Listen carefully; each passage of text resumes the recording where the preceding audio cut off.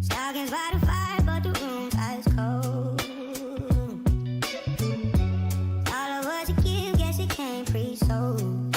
Found the lips on the best friend, ribbons came untied. Unwrapped betrayal, under that you tied. Mistletoe hanging, but the vibe ain't sweet. So I'm tangled up where I used to keep my seed. The red I'm seeing ain't from no candy cane. Ain't no holly, ain't no jolly, just this burning pain. Christmas red is the fire in my head. Yeah, the trust is dead. Tree lights flicker, but my mind's on rewind. Every I love you now feels weaponized. Eggnog spike, but it ain't numb in the sting. Her best friend took my crown, now I'm the fool king. Sleigh bells ringing, but they sound like alarms. Frosty outside, inside it's a storm. No chestnuts roasting, just my patience shot. Love ain't a present, it's a house of cards. The red I'm seeing ain't from no candy cane. Ain't no holly, ain't no jolly, just this burning pain. Christmas red is the fire in my head. Yeah, the trust is dead.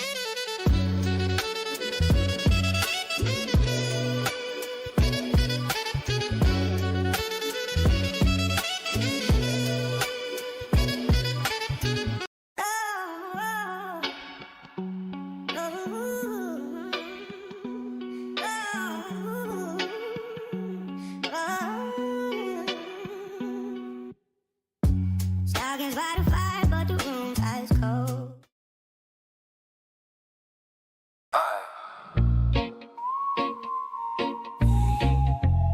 Three.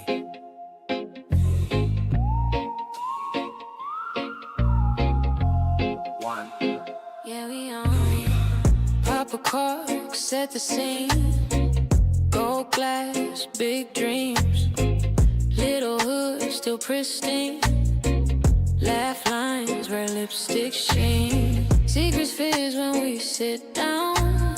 High heels, low-key crown. Spill tea, still hold it down. Toast up, level up now. Champagne secrets, sip, save it, spill it. Grown and sexy, talk that talk, but we when we feel it. Champagne and power, glow in the midnight hour. Little hood, whole lot of class, we gon' cry and laugh louder. Slow pour, let it ride. Real talk, no disguise. Bad days, but we still thrive. Soft heart, hard-earned pride. I'm in a big bag, big piece too. Pray first, then make move. I'm blessed, self-love in every view. Hit play, it's a new you.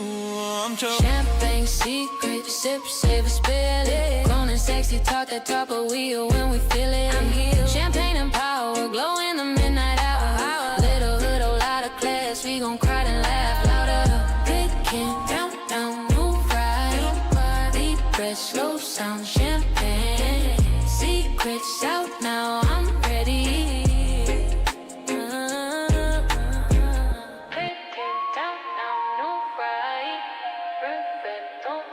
Champagne, secrets out now, I'm ready.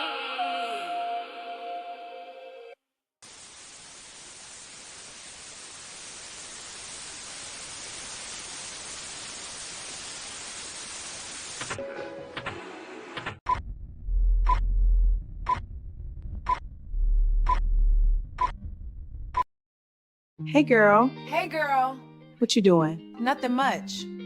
Get dressed. For why? Because we're going to the city. I need a little sip, savor, and spill.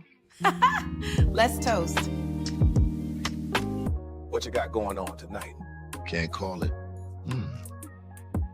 Owning the night. What you getting into? Empress down in the city tonight. I'm feeling like champagne.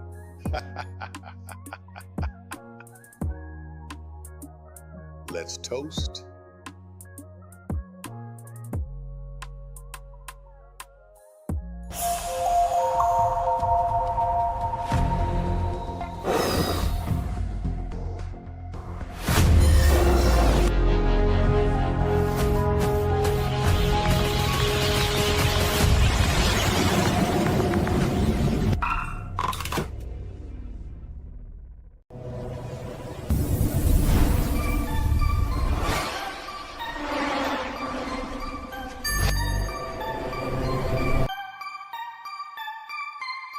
The content you are about to indulge in may contain high levels of truth, sarcasm, and emotional damage.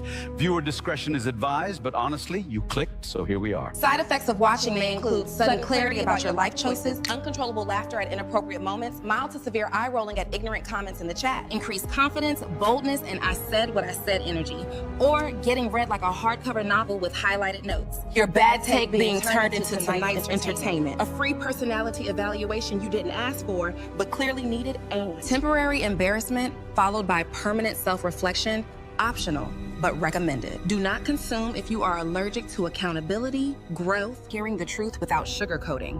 If symptoms of being triggered persist, log off, hydrate, and try again tomorrow. By continuing to watch, you agree that your feelings may or may not be spared, and that's between you and your Wi-Fi. Management will not be issuing apologies, refunds, or emotional support for bruised ego. We do not argue here. We educate, escalate, and occasionally decorate the situation with a little razzle-dazzle, respectfully. Stay classy, stay sassy, and remember, if it don't apply, let it fly. Either way, the glass stay full and the tea stay hot. You either handle it or get handled. Can you handle it? Let's toast.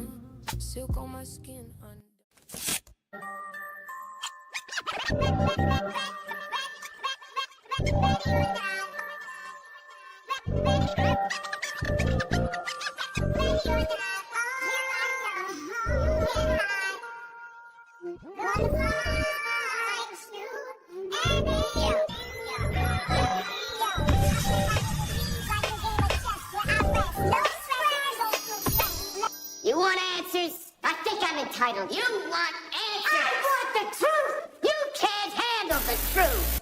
Enough is enough! I have had it with these motherfucking snakes on this motherfucking plane! These motherfucking snakes on this motherfucking plane! These motherfucking snakes on this motherfucking plane! Everybody strap in! I'm about to open some fucking windows. In the social media justice system, ignorance-based offenses are considered especially ludicrous. On the enter of the net, the dedicated she-tactics who investigate these absurdities are members of an elite squad known as the Caught Being Ignorant Unit. These are their stories.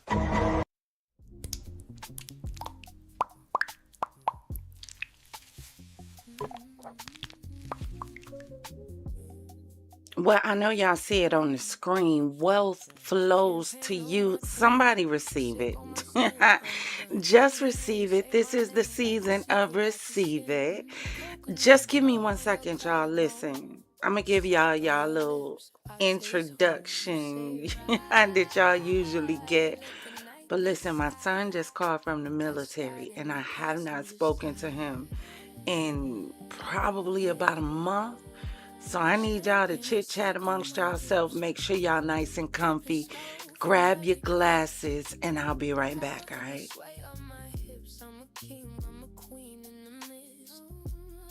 Ocean breeze all over this ride. Sweet like nectar when we collide. Champagne and silk on my lips. Watch the whole downtown submit. Yeah. I'm that night rider, low-key lavish. You go teeth grin, bad habits. You that eyelid, spell sweet static. Turn a calm heart problematic. Tongue like a passport stamp. Every word leave a mark on your back. You pour that fizz on the curve of my neck. I call that liquid respect. You taste like summer in a slow pour. I sip. Confidence dripping to the towel floor. We lit. Every baby in your baritone. Got my high heels clicking like a metronome. Champagne and silk on my lips. Dripping slow from every kiss. Power in the sway of my hips. I'm a king, I'm a queen in the mid. Yeah. Ocean breeze all over this ride. Sweet like nectar when we collide. Champagne and silk on my lips. Hey y'all, for y'all who are just joining in, we are not glitching or anything. I just received a call from my son who's in the military, and I have not spoken to him for a few weeks. So if y'all can gather y'all things for the show, and I will be right back, son. Say hi to the chat real quick. Yeah, how y'all doing? Hold on, y'all.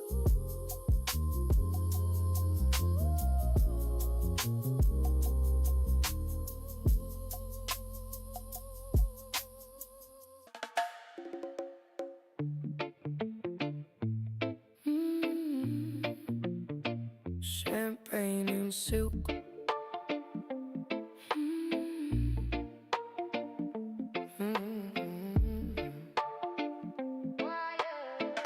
Yeah.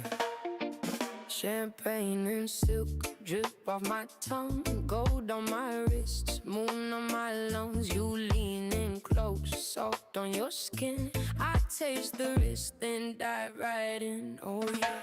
Champagne and silk, I'm in power when I sip. Every word I say now, honey on my lip. Thank y'all for being so patient. Y'all so patient. Champagne Gang, Fizz Fam, Confidantes, and visitors to the Champagne City. Baby, welcome in, welcome in, welcome in. If this is your first time here, hi, I'm the Empress, and you are joining me for grown discussions and bubbly banter. Baby, over here, we get classy with a twist, huh? A little clink with chaos with a side of charm. So if you're ready to sip, savor, and spill, please grab your glass of your favorite bubbly. I don't care if it's sparkling water. Please make sure you're nice and comfy. Fellas, your jammies. Well, no, that was wrong. Fellas, your PJs. Ladies, your jammy jams. Kick your feet up in one of those Chase lounges. Say hi to a few people in the chat. If you're not in the chat, but you chilling in the background, look to your left, look to your right. Say hey. If nobody's to your left or to your right, please look at the screen. Take your glass and raise it high in the air. It's time for positivity and affirmation. Sage, this not your part of the show. Sage. Sagey, it is not your look, y'all, I'm toy poodle sitting. It's my grand pup. So, she feel like she got to keep all the people outside the window in line. So every time somebody walk past on the grass, I don't know if she feel like it's disrespectful or what's never. But, she thinks she's I call her a cane corsa doodle. That's what I call her. Because somehow she thinks she a cane corso mixed with a poodle. Clearly. But take them glasses and raise it high. You ready for our positivity and affirmation? Baby, today, this is going to be This Is Your Moment, part 2. Tonight, stand up a little straighter for this one. Shoulders back, chin high, energy expensive. Because this is not the season to play small, hesitate, or act unsure of yourself. This is your moment. Not theirs, not the crowds, not the people who overlooked you and suddenly want a front row seat now that you're glowing different. Yours. This is your moment. Walk like it. Walk like every lesson finally tailored itself into confidence. Walk like your presence alone changes the temperatures of the room. Walk like you know you bring something rare to every table you sit at, because you do. This is your moment. No nervous energy, no shrinking to look humble, no dimming your light to make insecure people comfortable.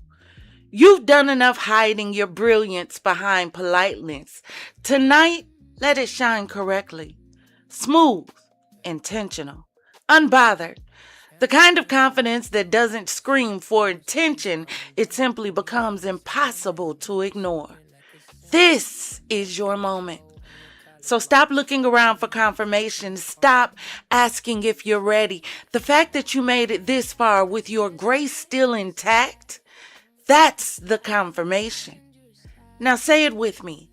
I walk with confidence because I know who I am.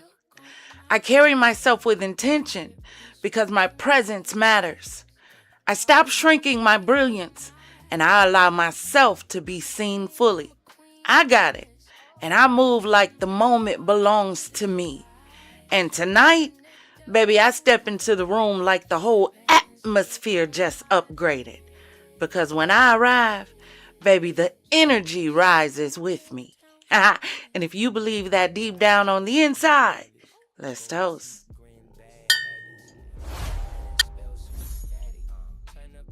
And while I prepare myself for this show, I would like to let you know that if you came into my beautiful city with your heart set on hell and your mind and your intention set on foolishness, in the Champagne City, we don't do no trolls. Yeah. Whole squad on patrol. Where they at? Point them out, that troll. Troll buses on patrol. Hey, hey, hey! Troll buses on patrol, troll patrol. Clamp down, shut them out, tow that troll. Click, clap, log them out, fold that troll. Whole chair, chanting now, roast that troll. Roast that troll! Troll buses on patrol, troll patrol. Yeah, big boots, stomp them out, roll that troll. Roll it, cap lock, drag them out, scroll that troll. Crowd yell loud, we control these trolls. We control these trolls. You type to little mole that troll. Live in my crib, little bowl cut troll. Grease on your keys, little old stain troll. Bridge so hot, screen cold from the troll. You a bridge bottom, did water troll. Wi-Fi weak, one bar in your soul. Profile pic, just an egg on a pole. Whole existence on whole set troll. Saying fake pages, same lame troll. Catfish filter, can't say that troll. Talk big game, but you fold like a scroll. We just laugh, hit mute on the troll. Troll buzzers on patrol, troll patrol. Wait. Clamp down, shut them out, tow that troll. Click, clack, log them off, fold that troll. Whole chat, chanting now, roast that troll. Roast that troll. Troll buzzers on patrol, troll patrol. Big boots, stomp them out, roll that troll. Cap lock, drag them out, scroll that troll. Crowd yell loud, we control these trolls. We control these trolls. You a damn rock, mouse grown troll. Little dust mite off brand troll. Cheap fry or hair, little egg roll troll. Keyboard chrome, snap at troll. You a bad seat, no roll troll. Big talk, zero gold troll. DM tough in the street, so cold. See us live, now your spine made a jello troll. You a trash bag, half torn troll. We a whole squad, patrol, that's scroll. On the fly swatter, you the net ass troll. She the boot heel, flatten that troll. Go home, go home, troll. Whole room, yeah, log off, troll. Log off, home, go, home, troll. Whole room, yeah, grab, troll. Troll busters is on patrol, troll patrol. Slam down, shut them out, tow that troll. Click, clack, log them off, fold that troll. Whole chat, chanting now, roast that troll. Roast that troll. Troll buses on patrol, troll patrol. Yo, big boots, stomp them out, roll that troll. Cap lock, drag them out, scroll that troll. Crowd yell loud, we control these trolls. We control these trolls.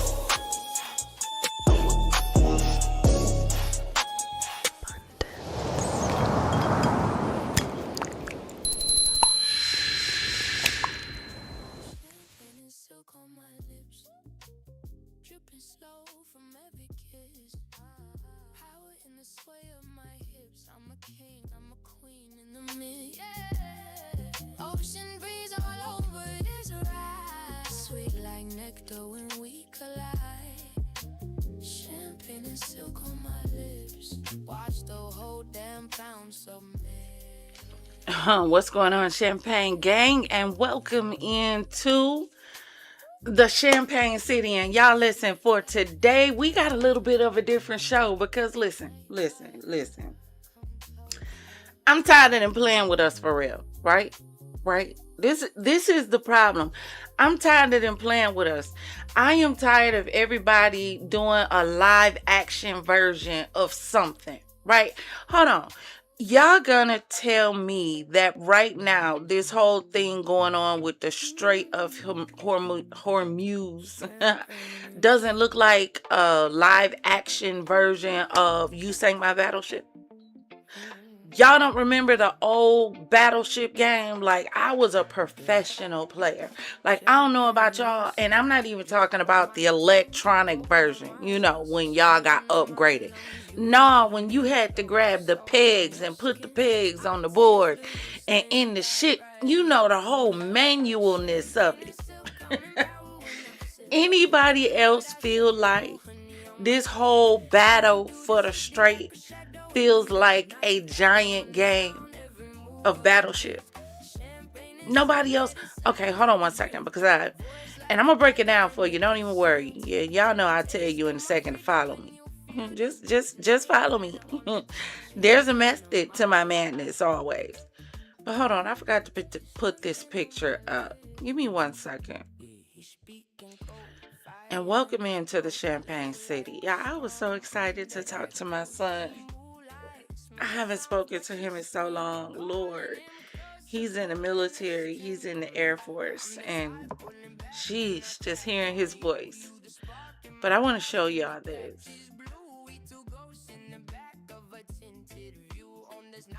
Let me just do it this way. Hold on. Because I need to show y'all something. You know, I be telling y'all in Champagne City, put on your golden chapeau all the time and keep it on, because these people will really make you think the sky is green and you can clearly see it's blue. They will if you're not paying attention. Hold on. Because to be honest with you, when I first heard about this war, number one, I told y'all, anytime America is overseas, it's always about the oil. You know, people argue with me because I got a small channel and think I don't know what I'm talking about. Yeah, I'm going to prove it to you in a second. Prove it to you.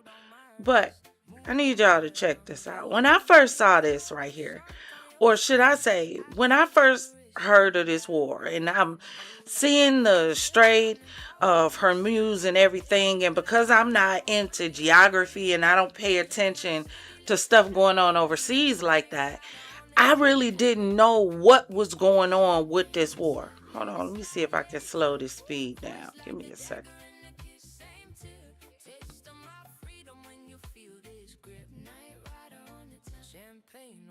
There we go. Slowed it down. So for those of you who were kind of in the dark like me and didn't really understand or know anything about this strait, except, you know, I ran over there somewhere and America trying to get over there somewhere, and somehow right now it's blocked, and Agent Orange is threatening to blow everybody up, but you really didn't understand, like, okay, but what is the issue? Y'all, I'm going to tell y'all, and don't talk about me for real. Don't, because I told y'all this is not my area of expertise. I tell y'all in a minute, like, I'm transparent. When I don't know, baby, I don't know. And when it came to this, I didn't know. I don't know the terrain over there. If you try to tell me to start naming countries and capitals, baby, please don't. That one of the game shows that I would never go on was Jeopardy. Ever. Please, anything but. Okay? So I went and pulled up some screenshots just for everyone who's not familiar, just like me, who needs to understand this area that's causing this entire conflict.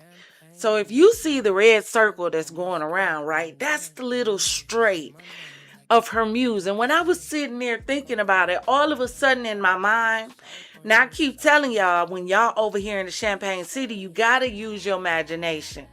You have to. We are an imaginative people. We are low-key the imagination. Gotta break that down for you at a different time. But go on and unlock your imagination. And if you don't know how, just, raise your hand in the chat. And then I know we need to create some videos to help y'all unlock your imagination. But as I'm looking at this strait, I'm like, so you got Iran and they homies on one side, right? You got this little section, and then you got everything else. I said, this all sounds like a giant game of Battleship to me. You know, E34. Anything? Anything? B, 52. Nothing. A, 12. Hit. Dang. Now you got to search for the next one in that line. You know, y'all ain't never played Battleship. Because you can only get through in this little area. This strait. Right? So then I said, okay, I'm even more confused because why do the people need to go through this strait? Hell, go around it. I don't understand. I said, I don't understand why it's such a big deal that they go through this doggone strait. Find somewhere else to go. Matter of fact, if they go through the strait, it's a doggone dead end anyway, right? That's my thinking because I didn't know any better. Like, I am completely illiterate to what is going on here. But I know, even with not knowing anything going on over here, I know whenever the U.S. is over here, baby, it's about oil. Please do not be mistaken, confused, or anything else. Whenever the U.S. is playing in this area, it is, my darlings, about the oil. Follow the money. Follow the money. I'm going to break it down with you. I'm going to need y'all to follow along. Please make sure for tonight you got your glasses filled to the rim, baby, because we're going on a trip on my favorite rocket ship. Let's get it. Y'all, let me tell y'all what I'm sipping on today. Hold on one second. Let me get the bottle. Hold on. Because I always be talking about some champagne secrets and champagne this, and I ain't never sipping on nothing. Let me tell y'all what I'm sipping on. Hold on one second, y'all. And it's crazy because it's a weird flavor. Y'all listen. I am sipping on Stella Rosa. It is pineapple and chili. Semi-sweet. When I tell y'all this is delicious. When I looked at this bottle, I was like, somebody got it for me and I thought it was a prank. Like, I gotta be getting punked. Ain't nobody bought me no liquor, no champagne, that's no doggone pineapple and chili until we tasted it on today. And I was like, oh, refresh. Y'all gotta get it. Stella Rosa, pineapple and chili. Delicious, especially, and it's got fizz. I'm a fizz girl. So if you like a drink with a fizz, go get it. And it's fruity. It does not taste spicy. So if you thinking it's going to taste like really nasty fruit and spice, no, it's delicious. Nisi, you got to get it, baby. I'm telling you, delicious. But y'all listen. So I need y'all to come with me down this road because we need to go over and understand this straight. And then y'all are going to completely understand why I feel like literally we are watching a live action game of You Sank My Battleship. Like it's all a game. And when you think about the real meaning behind the Matrix, that's what the Matrix was really telling you. It's all a game. It's all a game of who can be the controller of the Matrix. And if you don't like the current Matrix, who has enough power to take control and create another program? That's all this is. It's a big game of B32, 836, N35. Come on now. But we gonna get into it. Let's go. Let me see. Let's go here.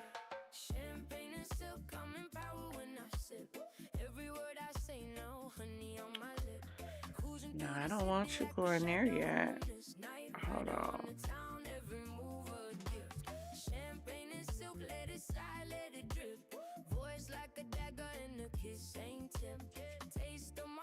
All right, here we go. Let me turn the music down some so y'all can hear.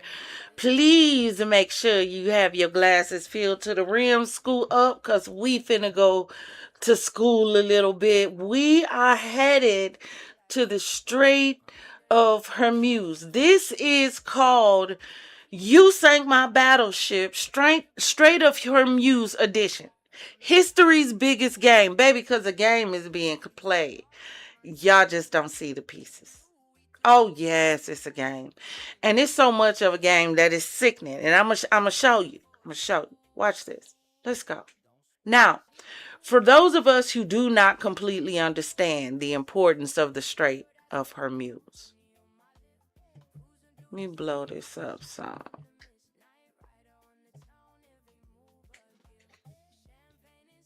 Now, I've taken the liberty to create these wonderful graphics. Now, listen, the Strait of Hormuz, the world's most important oil choke point. The Strait of Hormuz is a narrow waterway between Iran and Oman that connects the Persian Gulf to the Gulf of Oman and the Arabian Sea. It is the most important oil transit choke point in the world. Now, mind you, I told you, because I am illiterate to this. See, I'm one of them. I can admit when there's an area I'm illiterate to. So because I was illiterate to all this, baby, I had to go have a conversation with ChatGPT. I ain't even gonna lie to you. And I had to go sit out like, what is tea? Because why we still over there? What's the problem? Why can't we just go around? And why the hell we got to go through a dead end anyway? It's a dead end. So you just want to go in there and make a circle and come out? Find another route. Chat GPT literally was like, you poor child, you.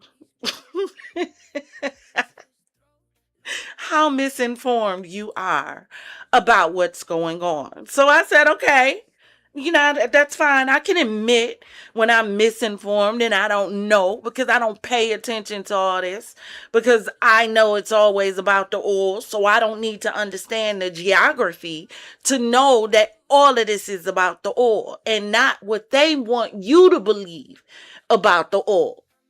Right? So then me and ChatGPT start creating. So all of these slides that you are about to see are original creations. Okay? So follow along with me. Now, the lifeline of global industry, right? So 20 to 21 million barrels per day. That's 20% of the world's total oil consumption passes through the Strait of Hormuz, right? Liquefied natural gas, that's what LNG is. 20% of the global's LNG trade also transits this critical waterway. Now, every time I mention something else to you, I need you to understand money. Like, so you know how, and I wish I would have thought about it before, but you know how the old cartoons, like whenever something used to, be expensive or rich or something in front of them, the dollar signs would flash in their mind. Every time I mention something to you, I need the dollar signs to flash in your mind, right? LNG, 20% of all the liquefied natural gas. For all of you who don't know, I need us to remember. LNG, liquefied natural gas. The reason I need us to remember, because I got to give you a lot of information, and just in case I forget, I need one of my champagne gang to have my back. Gotcha. Let's go. Global impact supplies energy to Asia, Europe, and North America markets. Economic value over $1 trillion worth of energy moves through the strait every year. Now, let's move back to the other side.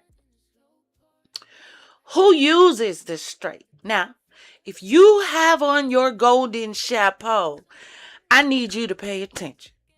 Okay? Niecy said it told her she was misinformed too.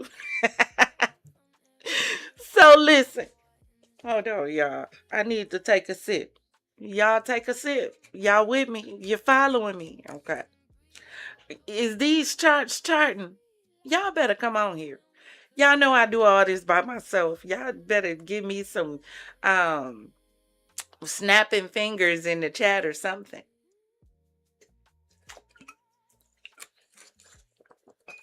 Who uses the Strait?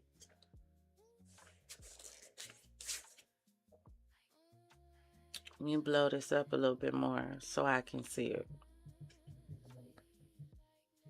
People be like, Amber's, why don't you show yourself on live? Let me tell you why. Because I need a full screen, right? I need to get me like a desktop with a big screen. Because right now I'm using a laptop and I got to handle all these transitions and also see the screen. And the screen is so small and I be trying to read. And if my camera was on, y'all would literally see me like all up on the camera trying to read what's going on the screen. I won't do that to myself. Not in front of y'all because, you know, some of y'all just miserable. Y'all won't get me with the okie doke. No. So let's go. Who uses the Strait? Saudi Arabia looks like they're in the lead. 6 to 7 mil BPD of oil. Iraq 3 to 3.5 mil. Let me see what BPD stand for, y'all. Telling y'all this is all new. I'm learning as I go. What is a BPD of oil? Barrel per day. Okay. All right. Duh. Should have known that. Slow. But that's all right. Let's go. Iraq, 3 to 3.5 million BPD barrels per day of oil. The UAE, 2.5 to 3 million barrels per day of oil. Kuwait, that's a name you really don't hear too much of right now. Qatar exports the liquefied natural gas. See, I remember. LNG. Iran exports oil and condensate, right? These energy exports are essential for markets in Asia, China, India, Japan, South Korea, Europe, and the United States, right? Main exports through the Strait. Crude oil, 17 million barrels per day. Condensate, 2 million barrels per day. Petroleum products, 1 million barrels per day. Liquefied natural gas, 290 million cubic feet per day. Data source you see there, and that's from 2023 approximately is where it got the information from. Major destinations: Asia, China, India, Japan, South Korea, Europe, European Union, United Kingdom, North America, United States, Canada. Alternate route. Oh, before I go there, let me go up. Let's go up. Go up. Now, what happens if the Strait is closed? Oil prices will spike. A closure could send oil prices soaring above $150 to $200 per barrel or higher, right? We already understand this, okay? Global economic shock. Higher energy costs would fuel inflation, slow economic growth, and rattle financial markets. There will be disruption of supply chains. Industries, airlines, and transportation would face severe fuel shortages and delays, right? Geopolitical escalation. A closure would likely trigger military responses and escalate tensions in the Middle East.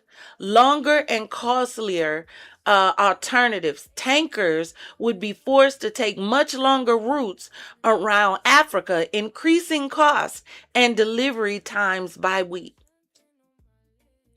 A prolonged closure could disrupt 20% of the world's oil supply and trigger a global energy crisis. Now, watch this. I thought it was interesting when it got to the point where it said a disruption of supply chains.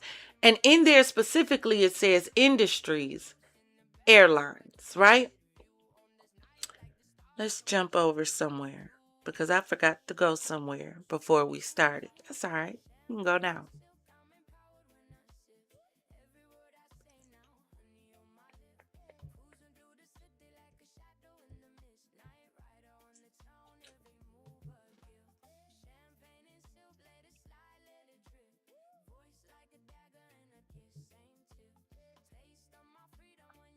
Give me 1 second. So I wanted to go here because I had to do a deep dive on exactly why Spirit Airlines is no more, right? So I need you to journey with me, and we gonna get back there. But I need y'all to I need to show y'all something, and then as we're going, you'll understand even more why I keep saying this is all a game, right? And I feel like it's one big game of Battleship. Like, that's the closest game that I can call it. You could call it Monopoly, but there's really not enough players on the board playing the game to really call it Monopoly. Or maybe there's not enough territory up for grabs to really call it Monopoly right now. If you had to label what's going on in the world internationally, just as a whole, if you had to name a game to label what is going on, what would the name of the game you choose? Mine is Battleship. What is yours? Is this a game of trouble? Is it a game of Clue? What game do you think is being played in the world and we're being forced to participate in? So let's take a look at exactly why Spirit Airlines got grounded and shut down and all the services ceased, right? So let's explore why it failed. One of the problems was Spirit's whole model kind of depended on this ultra low fares, bare fares origins kind of theme, right? Cheap base tickets, what they wanted. Everything else cost extra. The bags, the seat selections, even carry-ons in some cases, right? So the problem came in because it only works when the fuel is cheap and planes are full and people are very price sensitive between the 22 through the 25 year mark, especially because a lot less people were traveling. Because look, 2022, we coming out of what they didn't want to call a recession, but we're coming out of a pandemic. People learning how to function again. Schools is opening back up. People are going back into the world. Churches opening back up. Jobs are still closing because they didn't have enough money to sustain themselves during the pandemic. So a lot of people were not traveling when the pandemic was lifted. And let's face it, a lot of people were scared. Like, we were scared to be around you humans. It was almost like an invasion of the body snatchers. Like, is they okay? You looking for jagged cheek teeth and cat eyes. You looking for lizard lips and tongues and eyes to blink from the opposite direction. It was like we came out of the pandemic and we all felt like we were in an episode of Men in Black. And there was nobody around with the little flashy thing to make us forget the male bovine feces that we had been introduced to after they finally told us we could open the door, and we realized, baby, we are not in Kansas anymore. Where the hell are we? So people was broke, but their fare stayed the same. Even though it got more expensive for Spirit, they weren't jacking up their prices like everybody else because their motto was staying under everybody else. But without having somebody who was really thinking 5 years. That's why you always got to have a visionary in your business. You always got to have a visionary. You do. You do. In your relationship, one of y'all got to be the visionary. If neither one of y'all have a vision, your relationship ain't never going to go nowhere. That was the problem with Spirit. There was nobody who had the vision that said, okay, what happens if, what is our plan B? Then what is the plan C? What is the plan B.5? Because there always has to be a backup. Nobody really planned for this. Of course, nobody knew a pandemic was going to happen. But if this is your only motto, what was the backup in case this failed? Let's continue. Fuel and operating costs stayed high. Airlines can survive expensive fuel if they can raise ticket prices. Spirit couldn't because their brand is the cheapest possible flight. Customers just switched to competitors when prices rose even slightly. So they were stuck. Higher cost, but no pricing power. Get it? So a lot of times while we're sitting back complaining, we didn't realize what it took to be able to keep those fares that low. We didn't get it because we're not behind the scenes, and the people that was behind the scenes wasn't prepping for that. Competition started copying them and beating them at it. Big airlines like Delta Airlines, allegedly, American Airlines, allegedly, United Airlines, allegedly. Look, y'all don't get mad at me. Get mad at ChatGPT. We was the ones had a conversation. Get mad at Grok. Not me. They told y'all business, not me.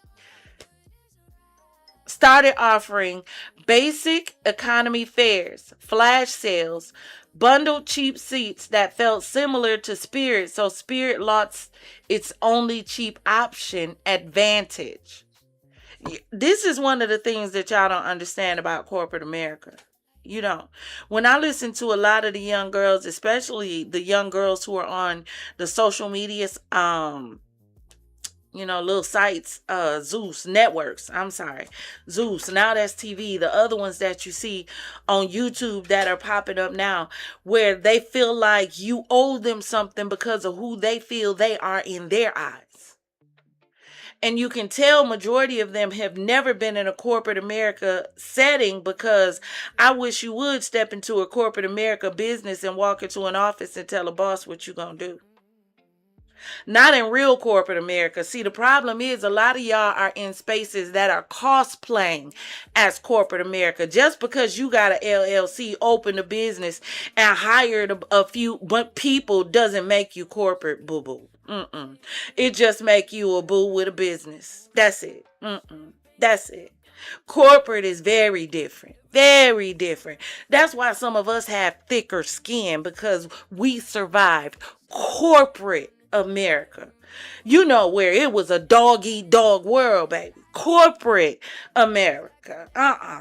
And where, all y'all that's stuck on your feelings and you think, oh my God, they don't like me because I'm black. No, they don't like you because you're competition. It's corporate. Y'all ain't even ready for that conversation. You ain't.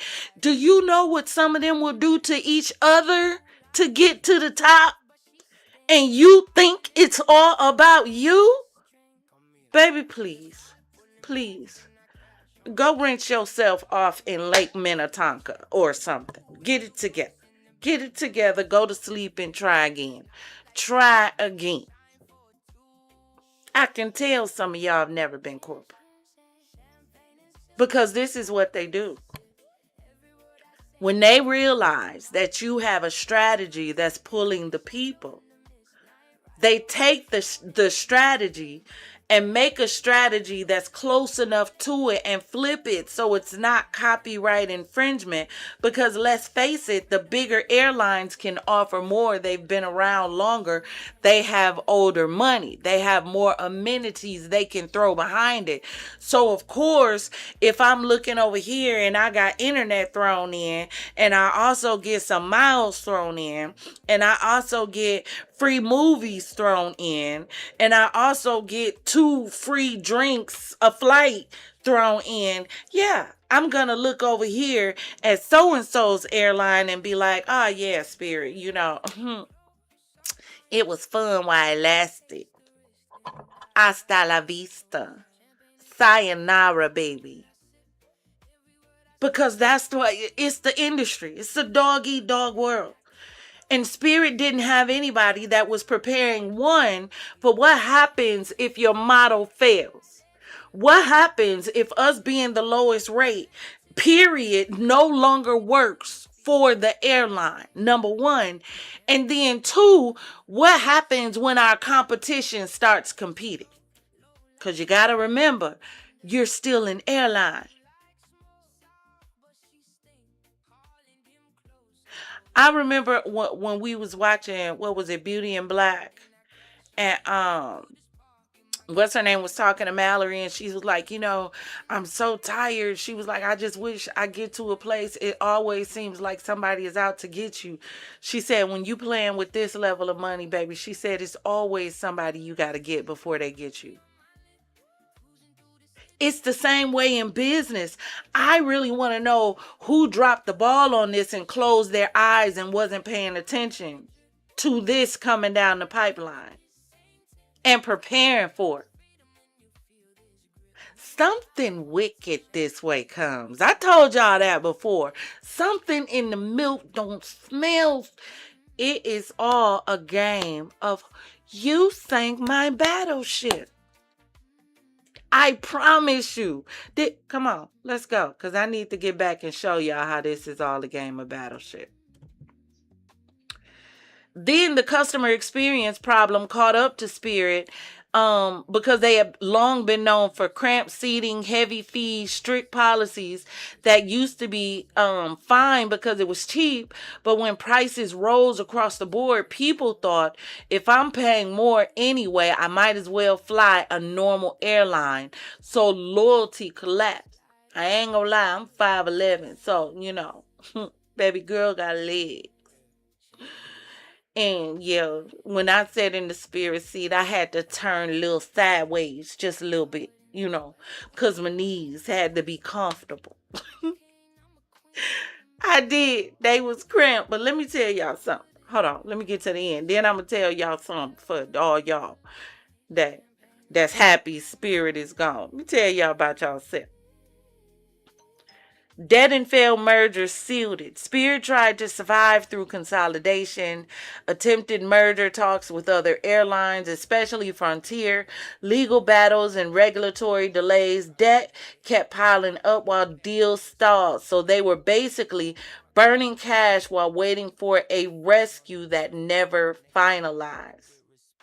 The final trigger, no bailout, no acquisition. Once the merger and funding option fell apart, they didn't have enough liquidity to restructure, enough investor confidence to refinance, enough cash flow to keep operating. That's when the shutdown became unavoidable. I'm sorry. I'm like, why would I put unavailable there? That don't even make sense. But y'all know we covered this because before it even happened, I told y'all that I saw a clip of them saying that Trump was talking about bailing them out. And I said, oh, Lord, the Lord's airline is about to go straight to hell as soon as Trump puts his paws on it. But turns out Trump decided not to touch it at all. Drop in the comments and let me know if this smells fishy to you, that all of a sudden a whole airline just, you know, disappears. What do you think about it?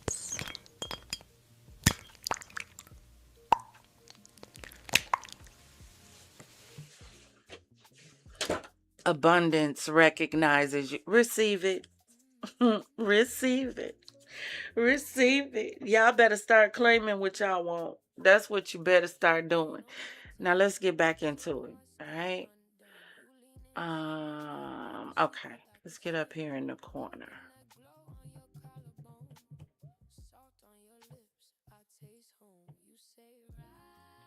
So that's why it really kind of concerned me when I saw the whole thing about the airlines, right? Now, y'all see this beautiful drawing here of the strait and this little area in the middle. So as you see, the ships got to go through this point. In this area, you got the United Arab Emirates, the UAE, Qatar, Bahrain, Saudi Arabia is in this area, Kuwait, Iran. You know, it was just interesting to me that this is like really doing this breakdown was the first time that I knew that this area is kind of like one way in, one way out, almost sort of for the most part. On water is what I'm saying. Interesting. Alternate routes if closed. So if this area was closed, the ships would be forced to reroute around the Cape of Good Hope. So that would be an additional 6,000 to 10,000 kilometers, which is literally an additional 10 to 14 days, which equals higher costs, more fuel, higher freight rates, and higher insurance costs. So really, this area in here that Trump is doing all this male bovine feces in, it's necessary to the rest of the world. Do y'all see this? Hold on. Let me let y'all see this for a second. Strait of Hormuz is not just a waterway. It's the lifeline of a global economy.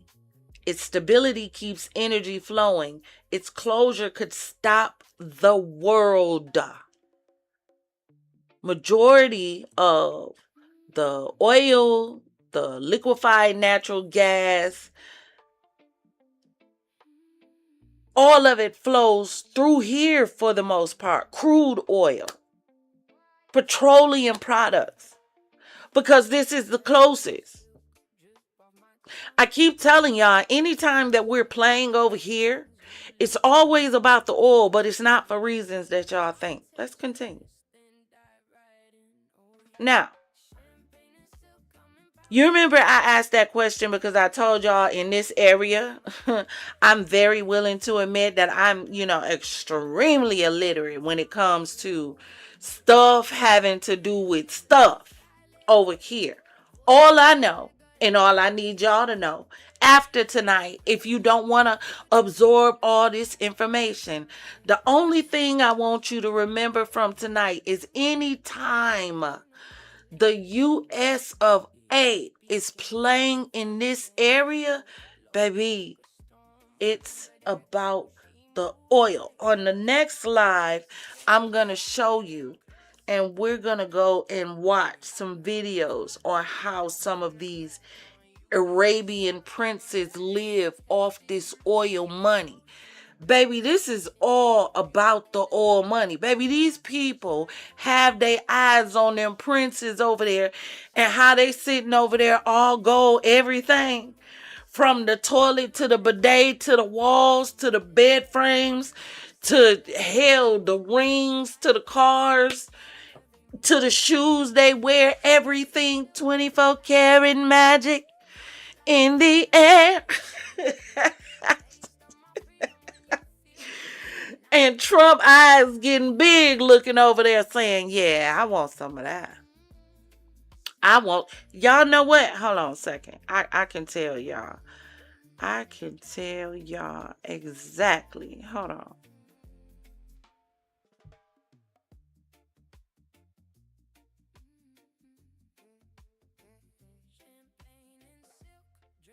Hold on.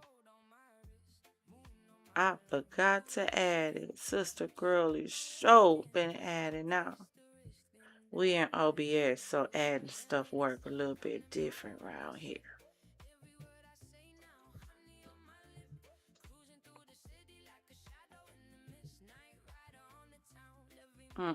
This is how Trump did Iran right here.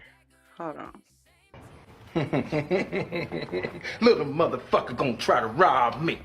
Well, I'm gonna show you how we do it up here in Pinkies, nigga. I wasn't trying to rob. Shut up!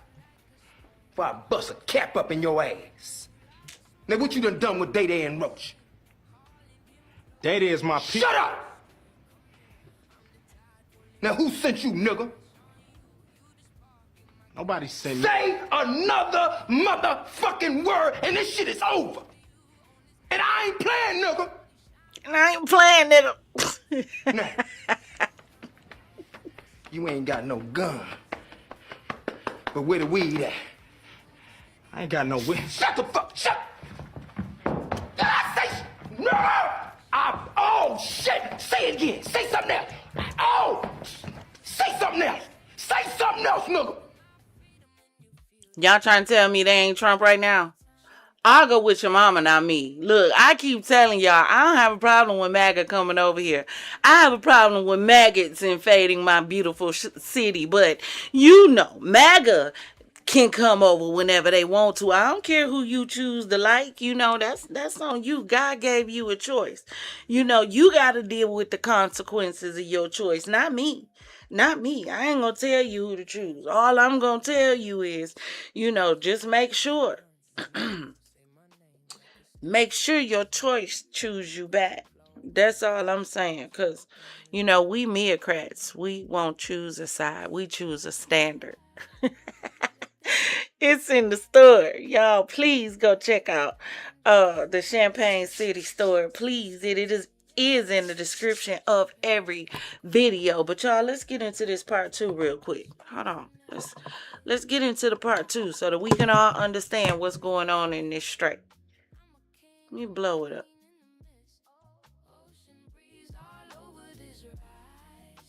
Hold on. But y'all know this him. Stop acting like that. Y'all know this him.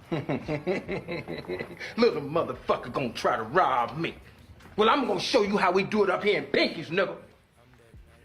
I wasn't trying to rob. Shut up! Y'all telling me that ain't Trump? That ain't Trump right now with Iran? That ain't Trump. Iran just sitting over there like, bruh. We wasn't checking for y'all. We wasn't even looking for y'all. Like, where y'all even come from? Just out the blue, y'all just come out messing with people for no reason. Like, why y'all even here? I mean, I get it, you don't like us, but your business how? Right now?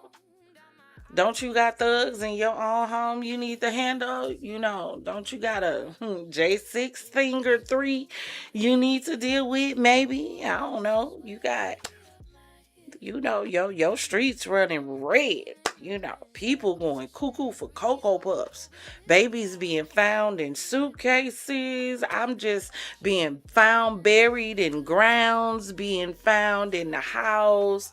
Everybody seem like they ready to purge. I feel like maybe you might want to, you know, sweep around your own front door before you try to sweep around mine.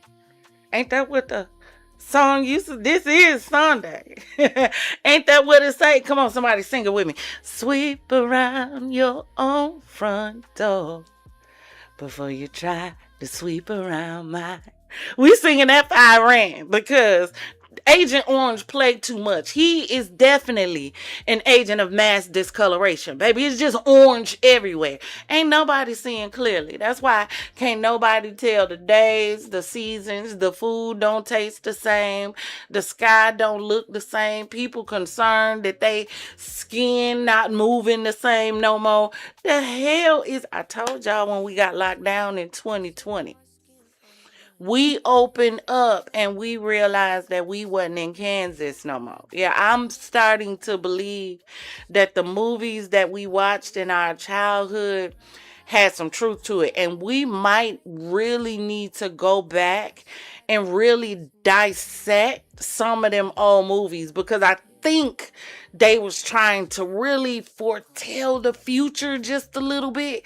Because I really wish right now people would stop paying attention to the man behind the curtain, because he talking loud but not saying nothing, and he got a whole bunch of people running scared for no reason, because he like one of those people that's like, baddest one hit my hand, but then you hit their hand and they don't do nothing. Y'all remember that when you was younger? Trump is one of them. So I really wish people wouldn't pay attention to the man behind the curtain. And that's why I feel like, we need to start dissecting some of our movies and find out what they was really trying to tell us. Really. Cause baby, we not in Kansas no more. And this is Trump. Hold on. Before I bust a cap up in your ass. Now what you done with Day and Roach? Day is my people. Shut up! Now who sent you, nigga?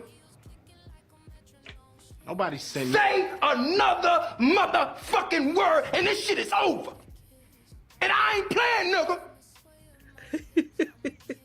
Now. Hey, y'all, this is definitely him with Jimmy Kimmel. I'm sorry. I love every time I get off live, I gotta go find Jimmy Kimmel and see what new he had said. The Tear Agent Orange, a new one. I got to. It is a must that I go see it. And this is why I keep telling y'all it's all a game. Oh yeah, so we gonna laugh. Today gonna be a Kia roast. And we finna go through there, baby. Oh yeah. Oh yeah. Cause I got some things that I need to show y'all about this. Y'all ready? And this might not be the last time y'all see this, because I need to keep telling y'all, it's all a game. It's all a game. Let's see. Let me blow this up a little bit so I can see.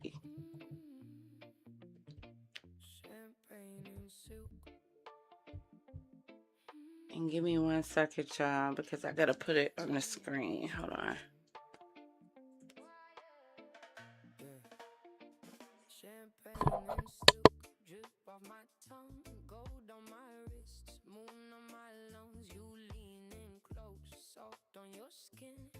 Taste the wrist and dive right in. Oh yeah. Champagne and silk, I'm in power when I sip. Every word I say now, honey on my lip. Cruising through the city like a shadow in the mist. Night rider on the town, every move a gift.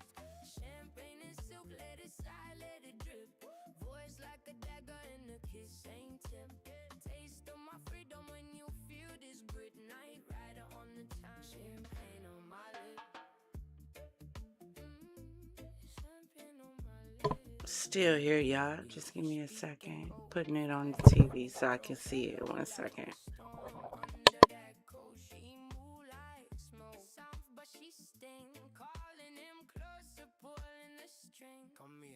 I'm the type pulling back, then I crash on you. You the spark in my glass when it catches blue. We two ghosts in the back of a tinted view on this night like the stars only shine for. All right, there we go. See, what happens is because I'm a one-woman show, I have to be able to see it to make sure that I can see what you guys see. So I have to have it up on my television. Then I have it on my streaming device, which is my laptop, so that I can see what I can see. And then, turn it on low. Then I have to control everything and move everything around while I'm talking to you. So I got a whole lot of moving parts. And thank y'all for being here with me. Thank you so much. So let's get into it. So y'all remember how I said, and don't judge me. Please don't judge me. Y'all remember how I said when I first, I was really illiterate to this, so I had to go ask ChatGPT, what really is going on? I need you to talk to me because I don't understand. Why don't these people just go around this straight? What is so important that's inside here? It looked like a dead end. Why they need to go in a dead end anyway? Right? And I told y'all that ChatGPT basically told me, poor misinformed child. Just Have a seat, fill up your glass, Empress, and let's talk about what's really going on in the Strait. And ChatGPT created all of this to explain it so that I could explain it to y'all. Because I'm a visual learner. I don't know about y'all. Okay? Let's go. So, the dead end that powers the world. That's why it's called the dead end there. Because, you know, that's what I called it. It's basically a dead end. Why do they need to go through the dead end? So I be wanting y'all to know that I don't be making this stuff up. When I tell y'all stuff, it be factual. I literally told ChatGPT it's a dead end. Why they going in there? It's not a passage to somewhere else. It's the only exit from the world's biggest energy hub. Y'all, I did not know that. I knew, again, that whenever the United States of these Americas is over in this area, I knew it was about oil, but I did not know how big the oil empire in this, what do you want to call it? This bubble of water, this circular expanse, this, because it's only one way in, one way out. So it's so protected in there. You know what I mean? And I've never looked at this geography to pay attention to how, yeah, if you trying to get to Iran and you trying to do the 1-2, like, you know, the little 2-step, yeah, you better be prepared. Because you got to hit all of this land before you even get there. It's again, what, a game of war. I don't know what to tell you, because you come through the Strait. You got Jebel Ali here. You got the UAE, right? What is that? Ruwal. So I don't want to be pronouncing stuff wrong. Qatar ports. You got all the Bahrain ports, Saudi Arabia. Yeah, you got missiles who can hit over here. But if you really need to get the job done and you need to hit the ground and you need to get to Iran, look at the land you got to hit first. You need to get to Saudi Arabia, Kuwait, Iraq. Look at all the land. You got to get through their ops to get to them. And this is why I keep feeling like Trump was talking out of his ass. Y'all, this is a whole big game. As we're going through this, I need y'all to imagine. Y'all see where the water comes in and becomes the Strait? Y'all see that? I need y'all to imagine the Battleship game board. I need y'all to imagine the middle right there. For all of those who used to play Battleship. You know, that divider so people couldn't see how your ship was set up? Yeah, I need you to imagine that in that little expanse right there. And everybody on either side just putting in pegs. E32, B15, no. A12, hit, yes. Where's the next one? D58. You get it? Everybody's calling out locations. And so much is happening at the same time. It's almost like if your eyes is not paying attention to all sides, you're going to miss something. Because how is it this is going on right now, and all of a sudden out the clear blue, we hit with a whole new virus? Please make it make sense. And I told y'all before when we covered the whole Black Death being on U.S. soil, I said, first of all, I really want to know who's playing in the plague jar. And just randomly, just you get a plague, because you're not going to tell me that we're just waking up and all of a sudden just plagues. And it's quite interesting that we've had 2 under Trump's management. But let's get back to the war. The big picture. Major oil and gas producing countries are located inside the Persian Gulf. They load oil and LNG, liquefied natural gas, I remember, at ports inside the Gulf. then ships must return the same way they came in, back through the Strait of Hormuz. So I looked and I said, oh, so they're not just going in there making a U-turn? So that, because I thought they was all slow. I was really trying to figure out why the hell y'all gotta go. Is it a port of call to the rest of the ocean? Like, you gotta go in there, make a U-turn and go back just to go where you need to go? Skip that bitch and go where you need, go somewhere else. Right? Yeah, that ain't the way that works. That don't go like that.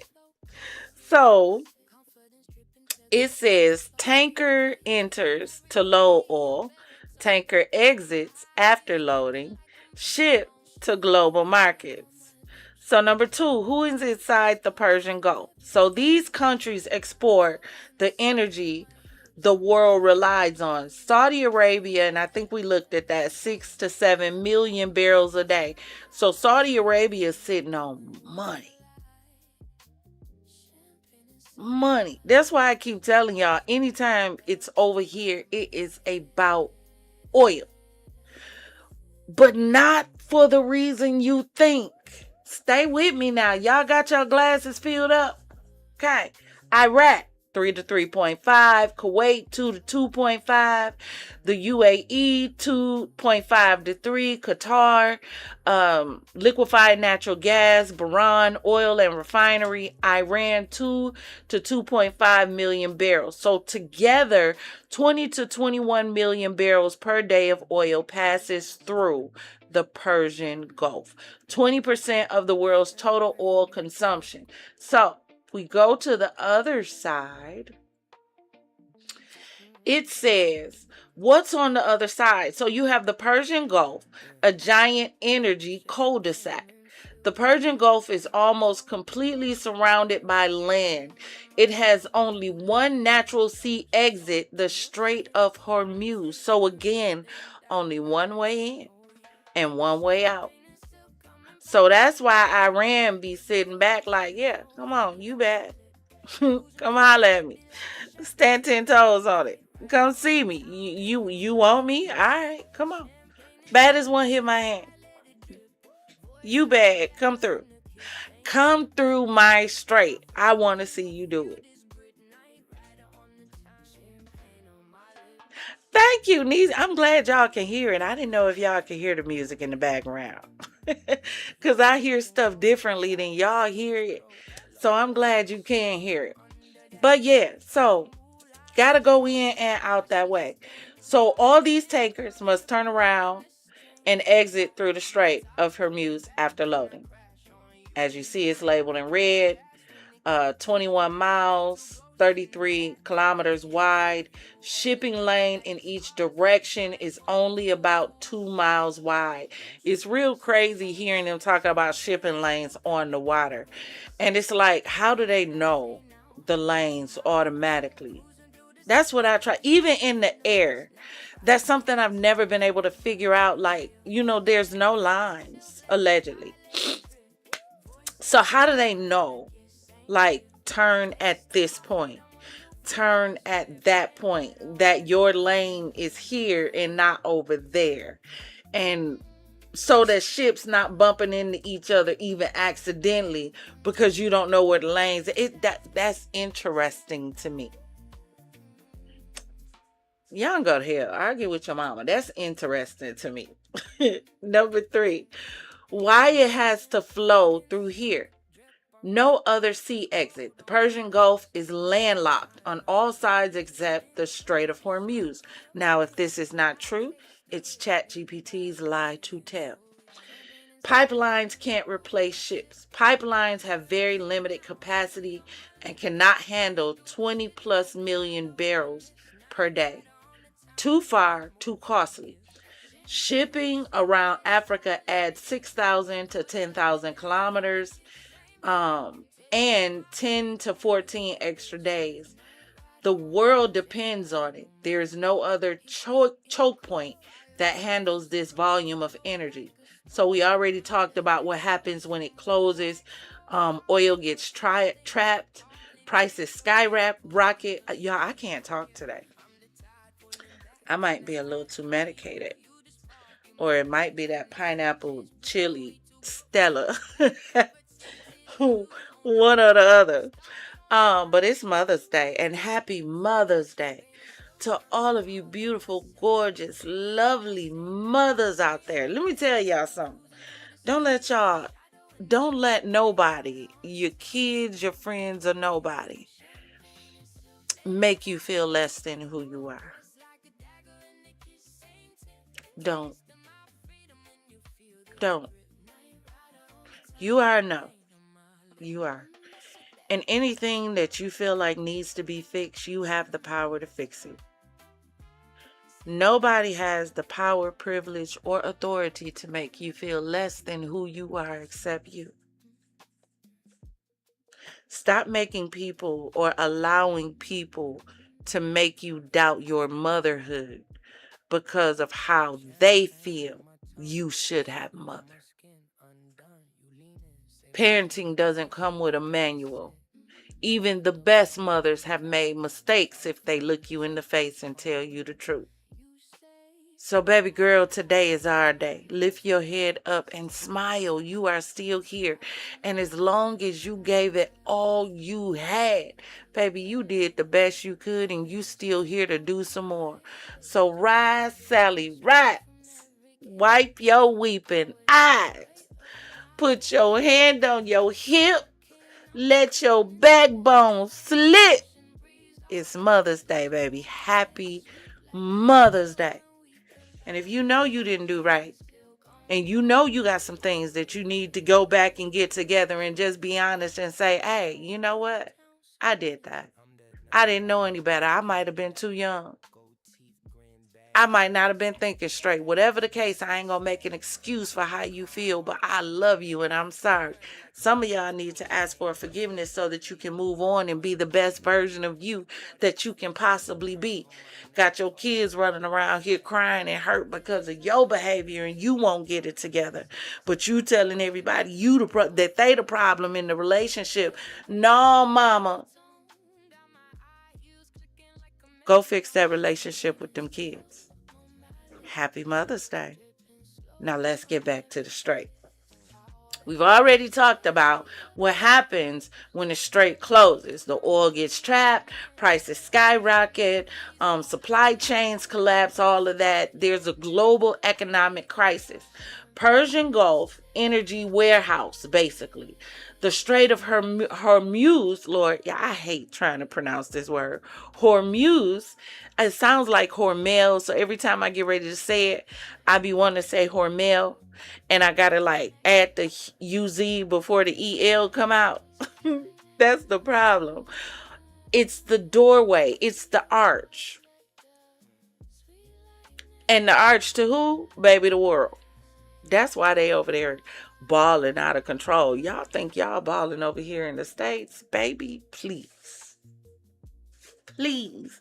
That oil money over there they fighting over? Yeah, sweetie, that's the money. Let's go. Now.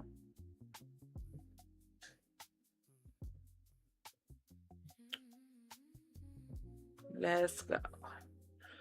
Why the world's oil? And we broke this down, but you know, I just wanted to break it down some more because I can.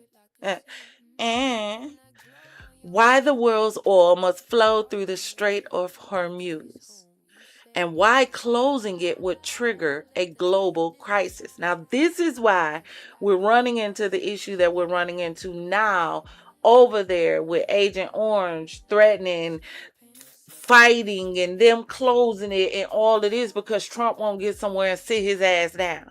Like I keep telling y'all, he clearly don't have no Mimo.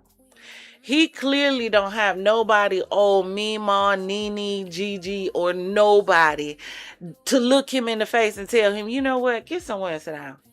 Not sit down, sat down. Matter of fact, I need you to come in this office and sit on this couch. Me and you need to have a conversation. No, we don't need your secret or your service. No, we need to sit down and talk. Don't worry, I ain't gonna touch you. These words will, though. Because clearly somebody ain't talking to you clearly. No, they just letting you run amok Like you just running around like an animaniac all through the White House, like it's the WB Tower or something. And I don't understand. Somebody need to sit you down and talk to you, because you got the whole world in shambles, starting with the one that you're supposed to be managing and steward over, sir. Get your head out your ass, get behind that desk, and don't you leave till you figure out how to get us back on track. Matter of fact, I done already told your Secret Service they don't answer to you no more, they answer to me. Matter of fact, while we at it, we are impeaching all 12 of the Supreme Court justices, and we starting over because apparently there's been a glitch in the matrix and somebody needs to become the controller and create a new program. That's the problem. But let's continue. The geography leaves no other option, right? We discussed that. Land routes not viable. We're in the left side. It's the only short, safe, economical route to global markets. All other alternatives are thousands of miles longer, far more expensive, slower travel. Number 2, all oil exports from the Persian Gulf must pass through the Strait. We get that, right? Wanted you to see it again. Number 3, there's no practical alternative. I looked at it 3 to 4 to 5 to 12 different ways. Okay?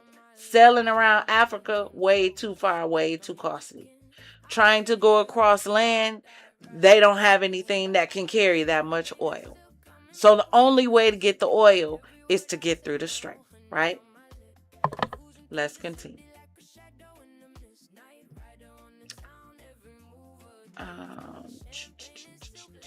Yeah. Now, why the world needs the strait and the oil that it gets, that's some more. So, now we've already, I just want y'all to be able to see it in different ways, right? Why we need the strait. It's gonna make sense why I keep telling y'all this is all a game. It's like one big game of Battleship. It's all a game. Because look at how much gets affected by their little game. Look at how much. Look, resources that flow through. Again, crude oil, 20 million barrels a day. Natural gas, LNG, liquefied natural and pipeline. LPG, propane and butane. Petrochemicals and feedstocks, refined products, diesel, jet fuel, etc. All of this flows through this strait. Through this strait. What the world gets, fuel, fuels the global economy. So not just the United States, everywhere. Affordable energy keeps prices stable for consumers and businesses. Reliable supply, proven high volume route with global infrastructure, natural gas, and more. Y'all realize they have a whole system to help bail each other out, but they don't have anything set up to help bail their people out? Y'all realize this? What you're literally looking at is a massive chain that was set up to make sure that the oil that seems to be flowing richly from the Persian Gulf is able to feed the rest of the world from that area. So if they shut off their oil, the rest of the world is, well, you put a word to it. But let's continue. Although this is starting to sound a little bit like Monopoly.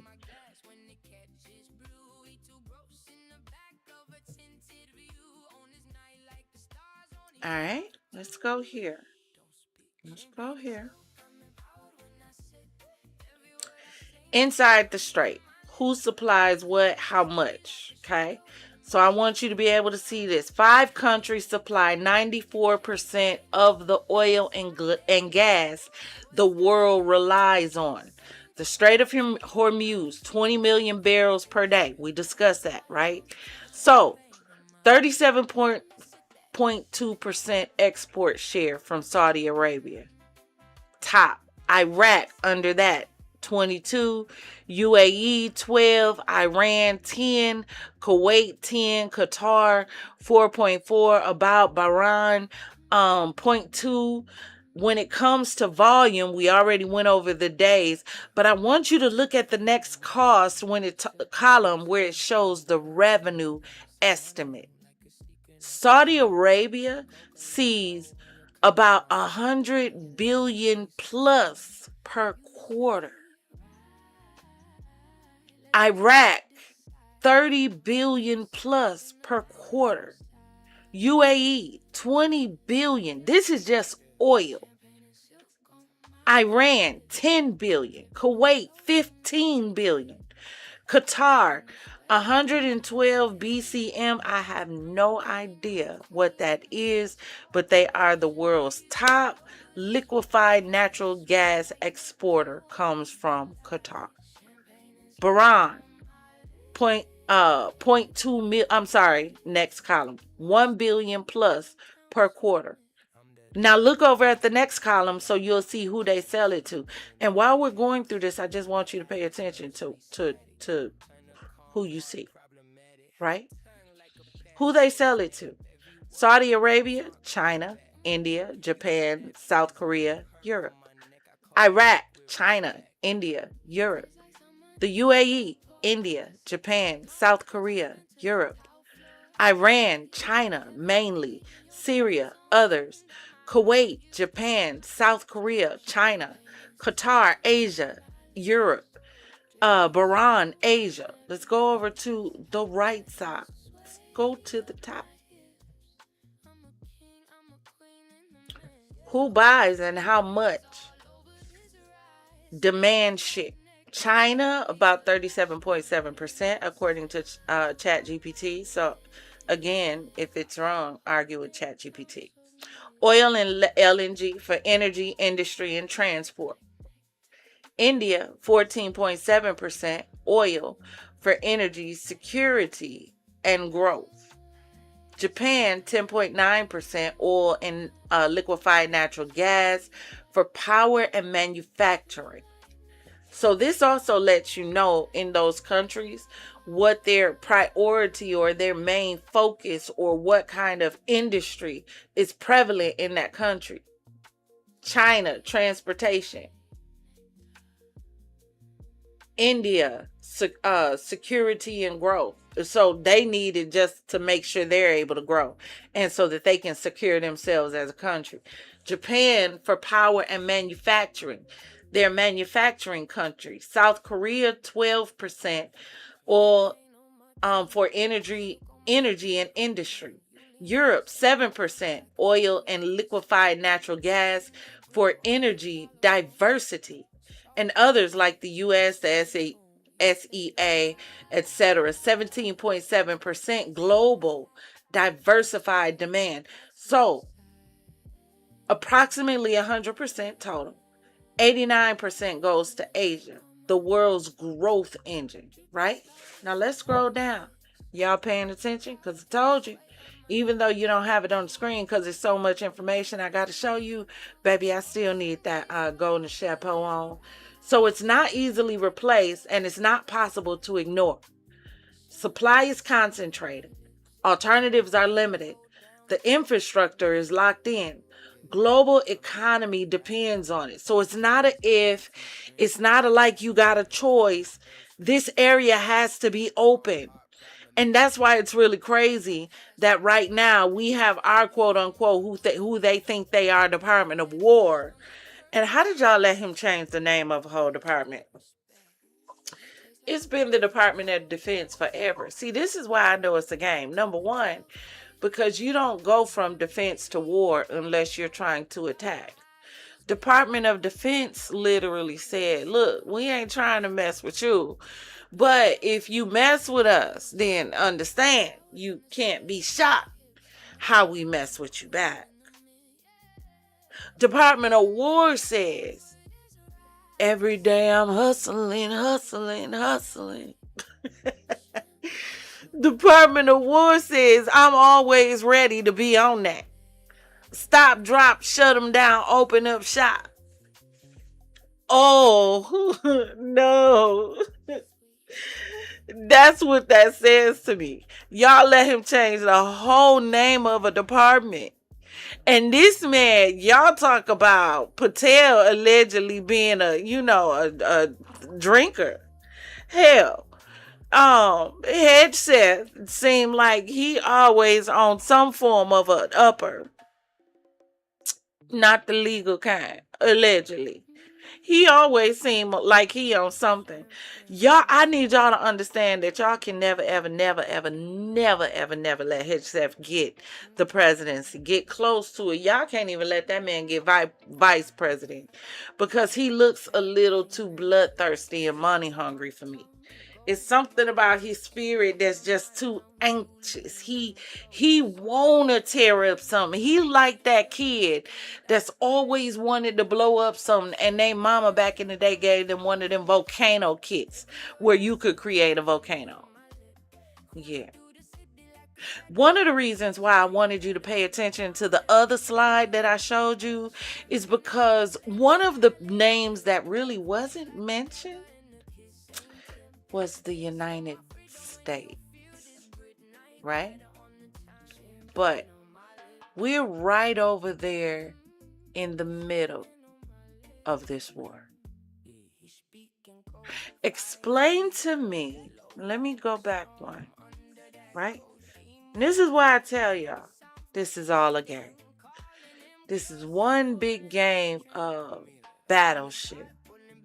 You sunk my battleship. One big game of Battleship, because as you look at this screen, who name ain't there?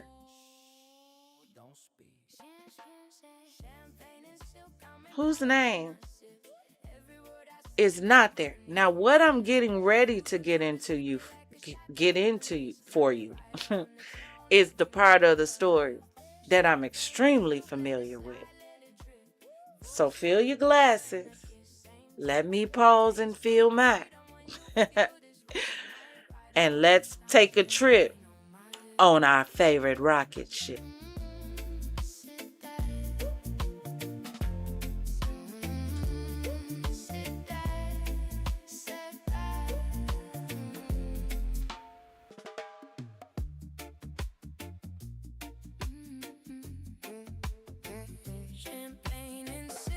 Drip off my tongue, gold on my wrist, moon on my lungs. You lean in close, soft on your skin.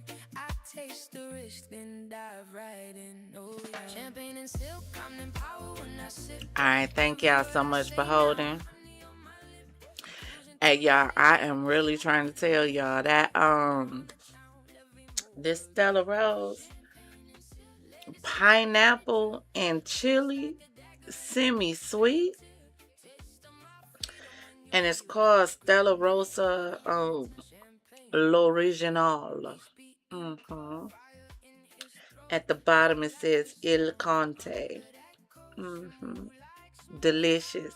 Get you some, for real. If you a Stella fan, get you some. But y'all, the one name that I thought was quite interesting when I was breaking down this entire thing was I didn't see the United States of these Americas on any of these lists as needing to use the Strait of Hormuz to get any oil. And I was really confused because we've inserted ourselves into this war, and Trump has made it a huge deal that we be involved in this war, as if, this is an area that we frequent.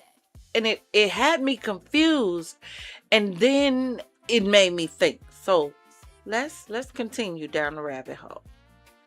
Who supplies and buys, and where the U.S. fits? So 20 million barrels of oil and 20% of the natural gas flows through here every day, right? Iraq, you see Kuwait, you see the Strait, You see Iran, you see the Persian Gulf, Saudi Arabia. You see the breakdowns of the money they're making or whatever. The numbers might be a little bit off. But let me scroll down and go. Let's go to the right and go up. How the U.S. fits in. Let's go to this corner. Y'all had to take the time to look at these graphics. These graphics is graphicking. How the U.S. fits in. The U.S. is not a major buyer. The U.S. imports from the Persian Gulf are very low. We produce more and import from Canada. Latin America, major energy producer and exporter. Why do y'all keep letting people tell y'all America is broke? I don't understand why we are in debt, but let's continue. Security backbone. The U.S. Navy patrols the region, keeping shipping lanes open and global trade moving. Do you know why? Because our money is going through there. Let's keep going. Indirectly dependent. Disruptions in Hormuz spike global prices, affecting the U.S. economy, inflation, and energy costs. Let's continue. Before I say anything, let's look at the next one. I want y'all to see these slides. I don't want to tell you. I'm going to let the slides tell you. Don't worry. Because they think we dumb. And this is why we're covering this today. Because they really think we're dumb. Somehow, when we got locked in during the pandemic, these people thought we got stupid and they was going to be able to piss on us and call it rain. They were going to be able to make us feel like the reason why the U.S. is so involved over here is because they really want the oil. That's interesting when the United States itself has one of the largest oil reserves in the world. That's why we don't use the Strait of Hormuz, because we export our own. Let's keep going. Where the U.S. gets its oil. Canada, crude oil imports by source, 61.4%, 3.6 million barrels a day. Mexico, 0.6 million barrels a day, 11%. Saudi Arabia, 6.1%, 0.4 million barrels a day. Colombia, 0.2 million barrels a day, 4.1%. Iraq, 0.2 million barrels a day, just a little, 3.6%. Brazil, 0.2 million barrels a day, 3.5%. Other countries, 10.3, 0.6 million barrels per day. I would really love to know where all this oil breakdown is going in the United States, like what it's being used for. Total imports about 5.8 million barrels per day based on 2023 data, right? So you look, South America, 0.4 million, mostly by tanker. It's shorter and it has a safer route for the United States. It also comes from Mexico, 0.6 mil by pipeline. It's nearby and it's cost effective. It also comes from Canada because it's low cost, it's reliable, and it's the closest supplier. That's why I really didn't understand how exactly people who need to get oil can put tariffs on other countries. I thought tariffs are put on by the individuals who's selling, not the individual who getting. So that's like you coming to sell me some shoes and I'm telling you, yeah, I want your shoes, but you're going to have to sell me $20 to sell. You're going to have to add $20 to sell them to me. So I got to pay you to sell you my stuff? Right? But let's continue. Let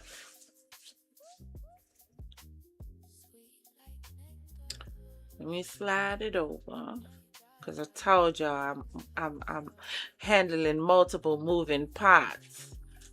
Let's see. Scroll down. Where the U.S. exports its oil. Exports, not imports. Exports its oil. I need you to let that sink in. Follow me. Where the U.S. exports its oil, not imports, exports. Canada, 35%, 1.8 million. Europe, 27.7, 1.4 million. Asia, 23%, 1.2 million. Latin America, 8%, 0.4 million. Others, 6.3%, 0.3 million. In comparison to what Hormuz is doing,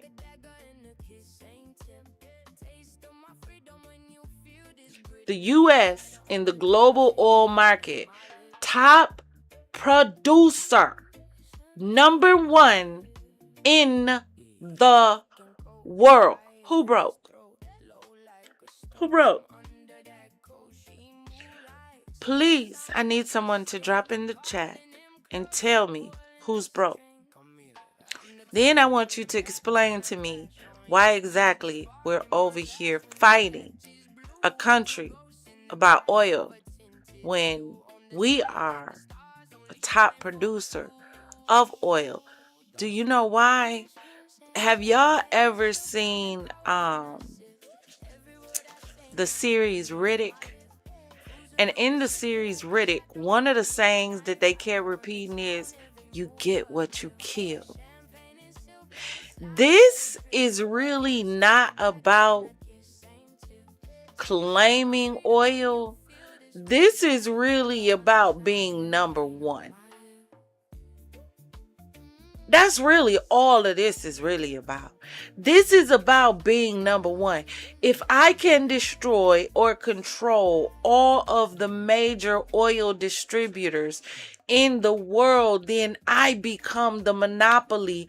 I become unstoppable. I have the ultimate power. See, what y'all still are failing to understand, that right now Trump doesn't care about United States. Let me stop saying his name, because I feel like if you say his name 3 times, he'll come.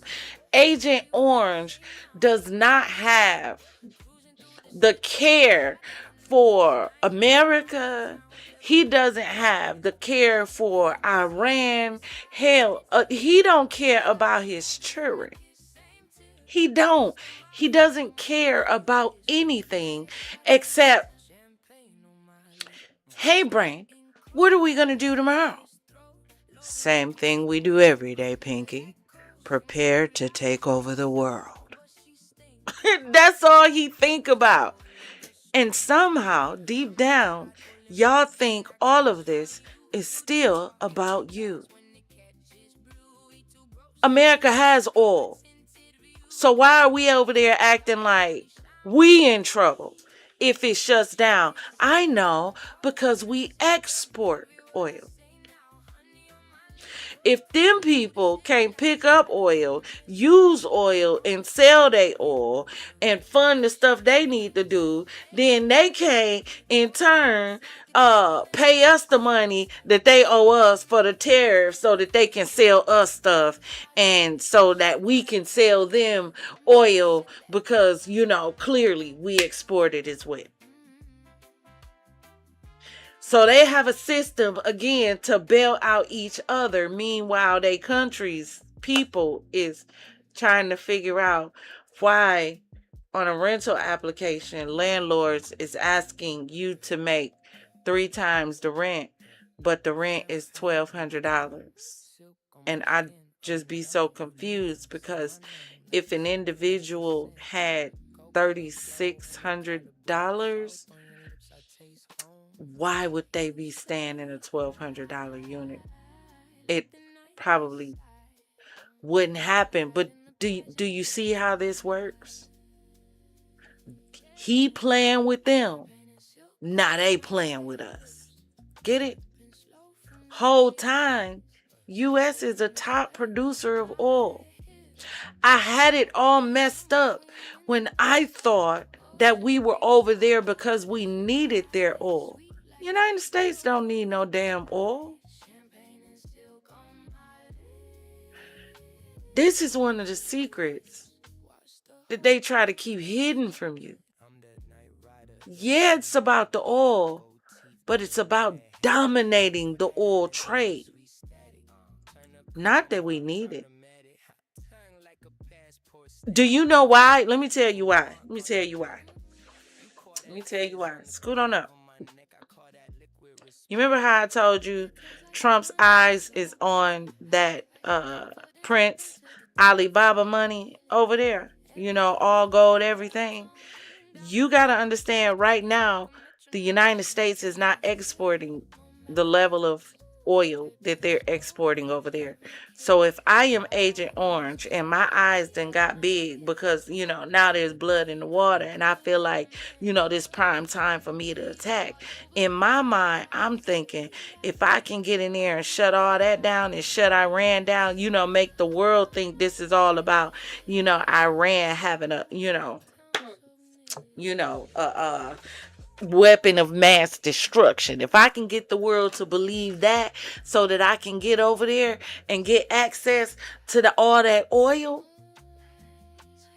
then I become the number one exporter. It ain't about needing theirs. It's about being the one. That's all Trump cares about.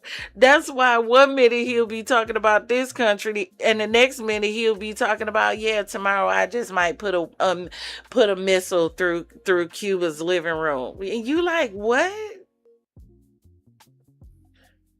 Like he has presidential Tourette's or something. He just throwing out commands right now. B-54, A-32, don't neither one of them match. C-16, Z-8, Sir Z. You done hit 3 ships with what you call. Why we down in Z? I'm still telling y'all, it's one big game of Battleship. You sank my battleship. Or at least you tried to. So now we got to fight about it. Right? Let's continue. And we might have to get into Hunter tomorrow. That's fine. But we need to make it through the Strait.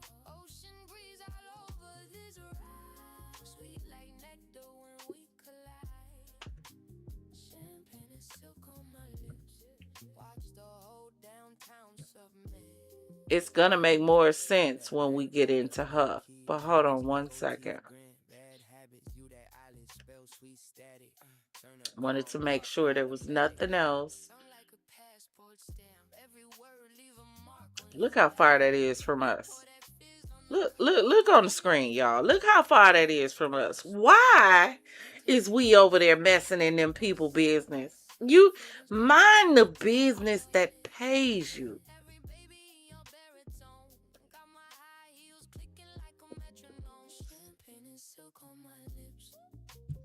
Hold on.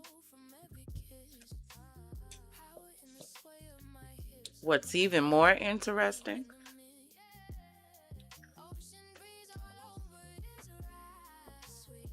is I'm going to give y'all some homework.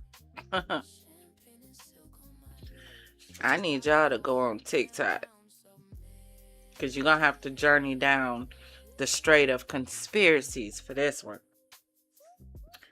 I learned about this place on Jimmy Kimmel Live. Hold on, y'all.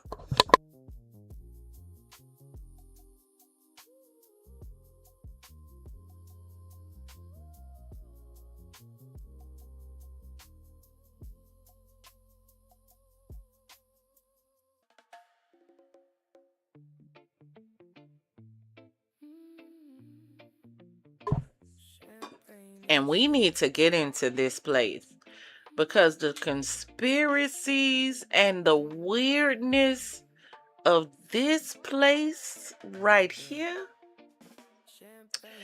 And when I learned about it, Jimmy Kimmel was talking about the war in the Strait of Hormuz. And mind you, this is my image, not his. No tea, no shade. But if you look at the distance, and he showed a map, and he was like, but I bet ain't nobody ever heard about this place. And I'm like, Astana? First of all, never in the history of history, have I ever heard of an Astana, Kazakhstan. First of all, I didn't even know there was a Kazakhstan. First, where is all these extra tribes and extra countries and extra places showing up that was not in any of our geography books in school? I'll go with your mama, not me. Half of these places that they talking about now, I'm looking at like, who? Uzbekistan? Since when? Kazakhstan? Who is even that? How do you even pronounce they people? Kazakhstanians? And I ain't even being funny. I promise you I'm not. I've never heard of some of this stuff before. It was like it just appeared out of nowhere, and all of a sudden there was tribes of people and different groups of Indians and indigenous people. Where did these people come from? Where were they hiding at? And why are they not in any books that we were taught in school? But I dare you to go on a search down the streets of TikTok for our next live, because we're going to get into the Hantavirus, and we're also going to get into this business with Astana, Kazakhstan, because it is extremely interesting. And if you pull up stuff that just talks about the land and how beautiful it is and pull up pyramid. Yeah. Pull up gold spear. Astana. It'll take you right where you want to go. Y'all, so listen. If you learned anything about tonight, what I want you to walk away with is this thought. Anytime you are over and you see the United States over in that part of the world, whether or not you know anything about that part of the world, please understand it is about the oil. Y'all hear me? It's always about the oil. As we learned today, it's about the oil in a different way. Because the United States isn't over there because they need oil. They're over there because that's a competitor for the United States. Because the United States is already a top producer. The United States has to get the competition out the way. So all of these wars that you see going on right now, they're wars to eliminate the competition. N32, B5, N4, E6, miss. That's all it is. It's one big game of, you sank my battleship. You know why? Because, what I tell y'all, this Trump. Little motherfucker gonna try to rob me. Well, I'm gonna show you how we do it up here in Pinkies, nigga. I wasn't trying to rob. Shut up! Before I bust a cap up in your ass. Now, what you done with Day Day and Roach? Day Day is my people. Shut up! Now, who sent you, nigga? Nobody sent me. Say another motherfucking word and this shit is over. And I ain't playing, nigga. Now, you ain't got no gun. But where the weed at? I ain't got no weed. Shut the fuck, shut. Did I say, no! Oh, shit. Say it again. Say something else. Oh, say something else. Say something else, nigga. I'm gonna tie your old monkey ass up.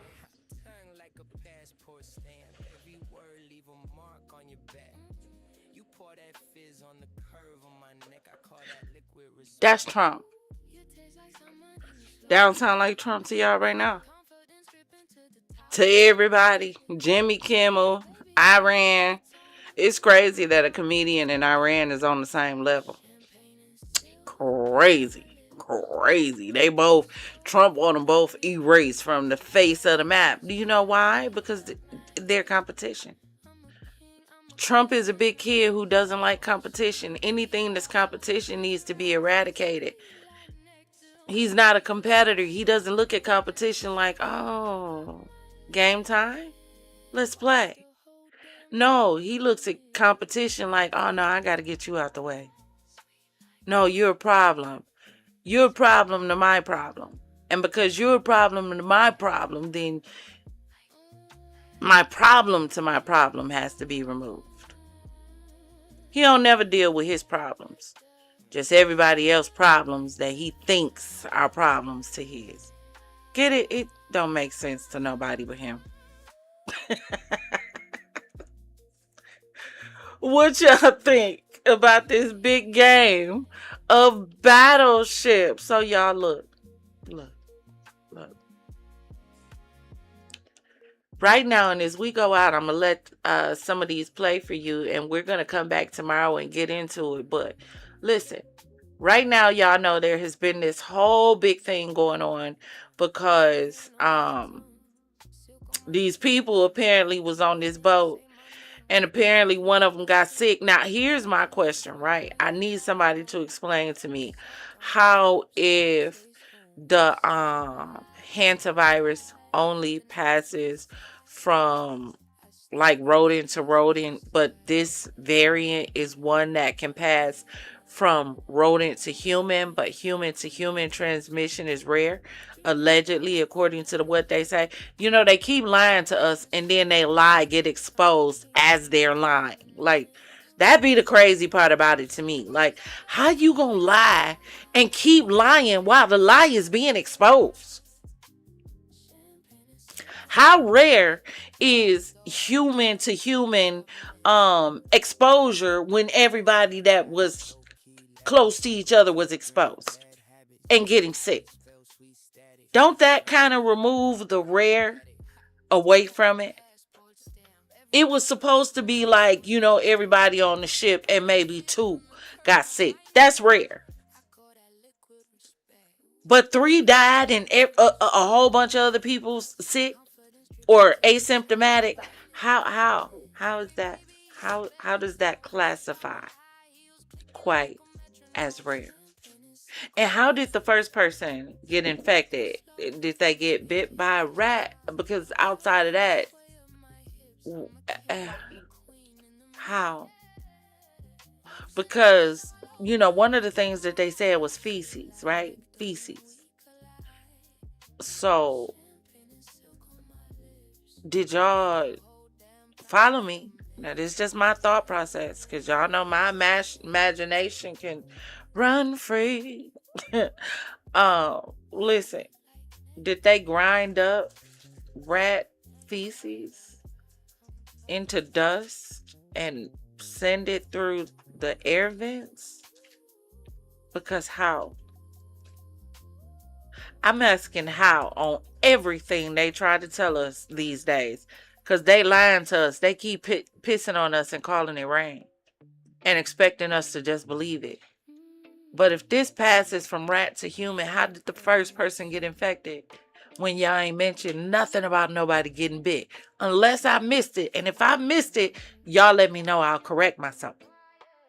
I don't recall them saying anybody got bit by a rat. Not one time.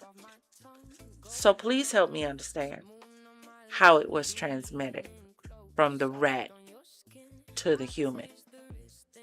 But let's get ready to get into it. Let me know what y'all think. Drop in the comments and let me know what y'all think about this hantavirus. Because there's a lot of people out now that are saying they have a conspiracy theory. And they think it's all a game and somebody is playing a sick, twisted game and something doesn't sound right with this hantavirus. Let's go. First of all, you're telling me that 2 crazy psycho things happened at the exact same time on cruise ships, and one of them just happened to be involved with the biggest company in the entire universe? No. Then how are y'all even going to believe that one person on the whole cruise ship, you know how big a cruise ship is and how many people they have on it? Look it up. And you think the only person was some dude alone in his room? He was the only one to post a video on social media crying saying he wanted to get home?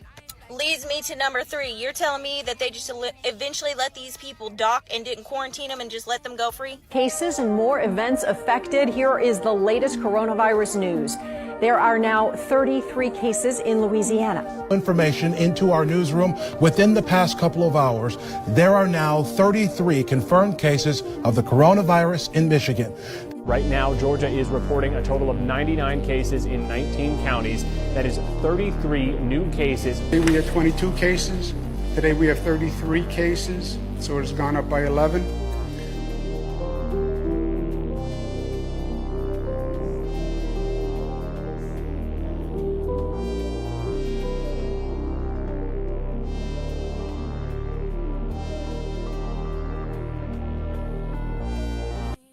And we're back yet again.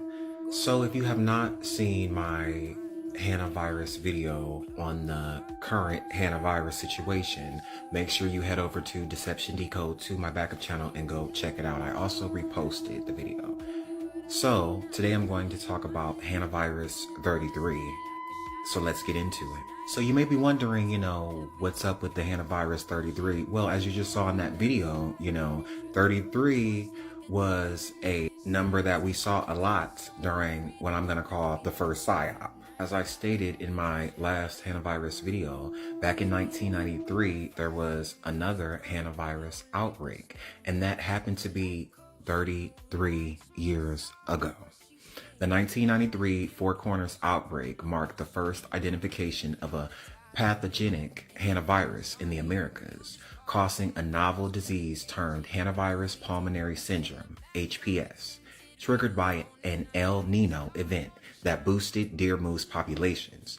The virus, later named Sin Nombre virus, was transmitted to humans via aerosolized rodent waste.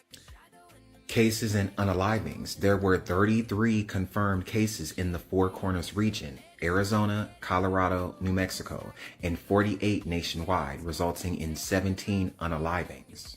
It's also important to note that the case fatality rate was 52% in the Four Corners region and 56% across the U.S. The outbreak was identified in May of 1993 after a young Navajo couple was unalived of sudden respiratory failure, prompting CDC and local investigators. And y'all listen, please do me a favor. Unless you're on the replay gang and you're starting from the beginning and watching, please make sure that while you're watching, right where it says live at, you see a red dot and not a gray one. If you see a gray dot, then you're not watching me in real time. Touch the live button if you're on your phone or if you're on your TV or whatever. Fast forward until you see the red dot show up by the live, and that will let you know that you're listening and watching in real time. To link the illness to the western deer moose. So as I just pointed out, the original outbreak was confirmed in May of 1993. And as we know, our current situation is going on in May of 2026, 33 years. We just saw that number 33 in the first PSYOP. So what does that tell you? Is there going to be a second PSYOP? I don't know. But I do know that we've seen that number 33 before on this channel.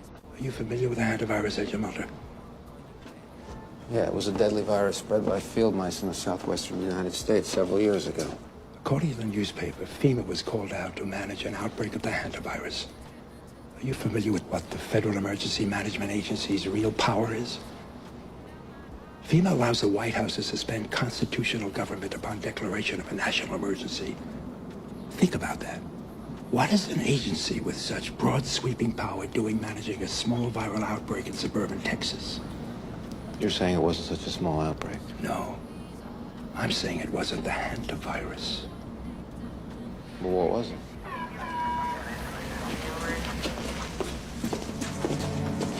What was it? When we were young men in the military, your father and I were recruited for a project. They told us it was biological warfare, a virus. What killed those men? What killed them, I won't even write about. We have no context for what killed those men, or any appreciation of the scale at which it'll be unleashed in the future. A plague? A plague to end all plagues, Agent Mulder. A silent weapon for a quiet war. The systematic release of an indiscriminate organism for which the men who will bring it on still have no cure. Something is off about this cruise ship in the Atlantic with the Hantavirus outbreak, and I cannot let it go. This is the MV Hondius, an expedition cruise ship owned and operated by Oceanwide Expeditions. Press pause. I keep telling y'all, I feel like we need to go back and check our old shows from the cartoons. Excuse me. I mean, from the Muppet Babies to the Snorks to, come on, the Smurfs, baby. I feel like they all was trying to tell us something and we weren't paying attention. Now, it's just like right now, right? I'm watching From. I need to know how many of y'all watching From, because I'm like itching to jump on a live panel. I need to discuss this with somebody because I'm so conflicted. It's so much going on this show. And I need to talk to somebody about it. So I want to do a panel in the show. And the route went from Argentina through Antarctica and the South Atlantic, with stops in South Georgia and Tristan da Cunha and St. Helena, all before heading towards Cape Verde. And I'm sorry, how is it that there are 147 people on board with 3 people dead, 7 confirmed cases of the hantavirus, and the only video we've all seen from inside the ship is one guy named Jake crying in his cabin? No, I'm sorry, I'm not buying it, okay? Because you're talking to somebody who watches a lot of cruise ship drama on TikTok. In fact, it is one of my favorite TikTok subgenres that exists, okay? I watch it all the time. And if there's one thing that I've learned from those TikTokers, it is that if someone so much as catches a stomach flu on a Carnival cruise, there are 19 TikToks, 4 Facebook Lives, and some woman named Brenda locked in a closet filming herself saying, "Please help us," like it's the frickin' Blair Witch Project. So I decided to investigate. She ain't even lying. Like, y'all gotta remember, this is the social media era. So everything is gonna be streamed. Especially somebody being caught on a cruise, baby, they know it's gonna go viral because people gonna watch to see what's going on. We in a day and age where people like catastrophe. We like drama. We like over the top. Don't let the story have layers, baby. We stuck. Listen, the way I've been stuck trying to figure out this whole, what's this man's name? It's not Koberger. This man just unalived his wife and son. What is his name? Hold on. Now I got to look it up because I want to be able to tell you the real name.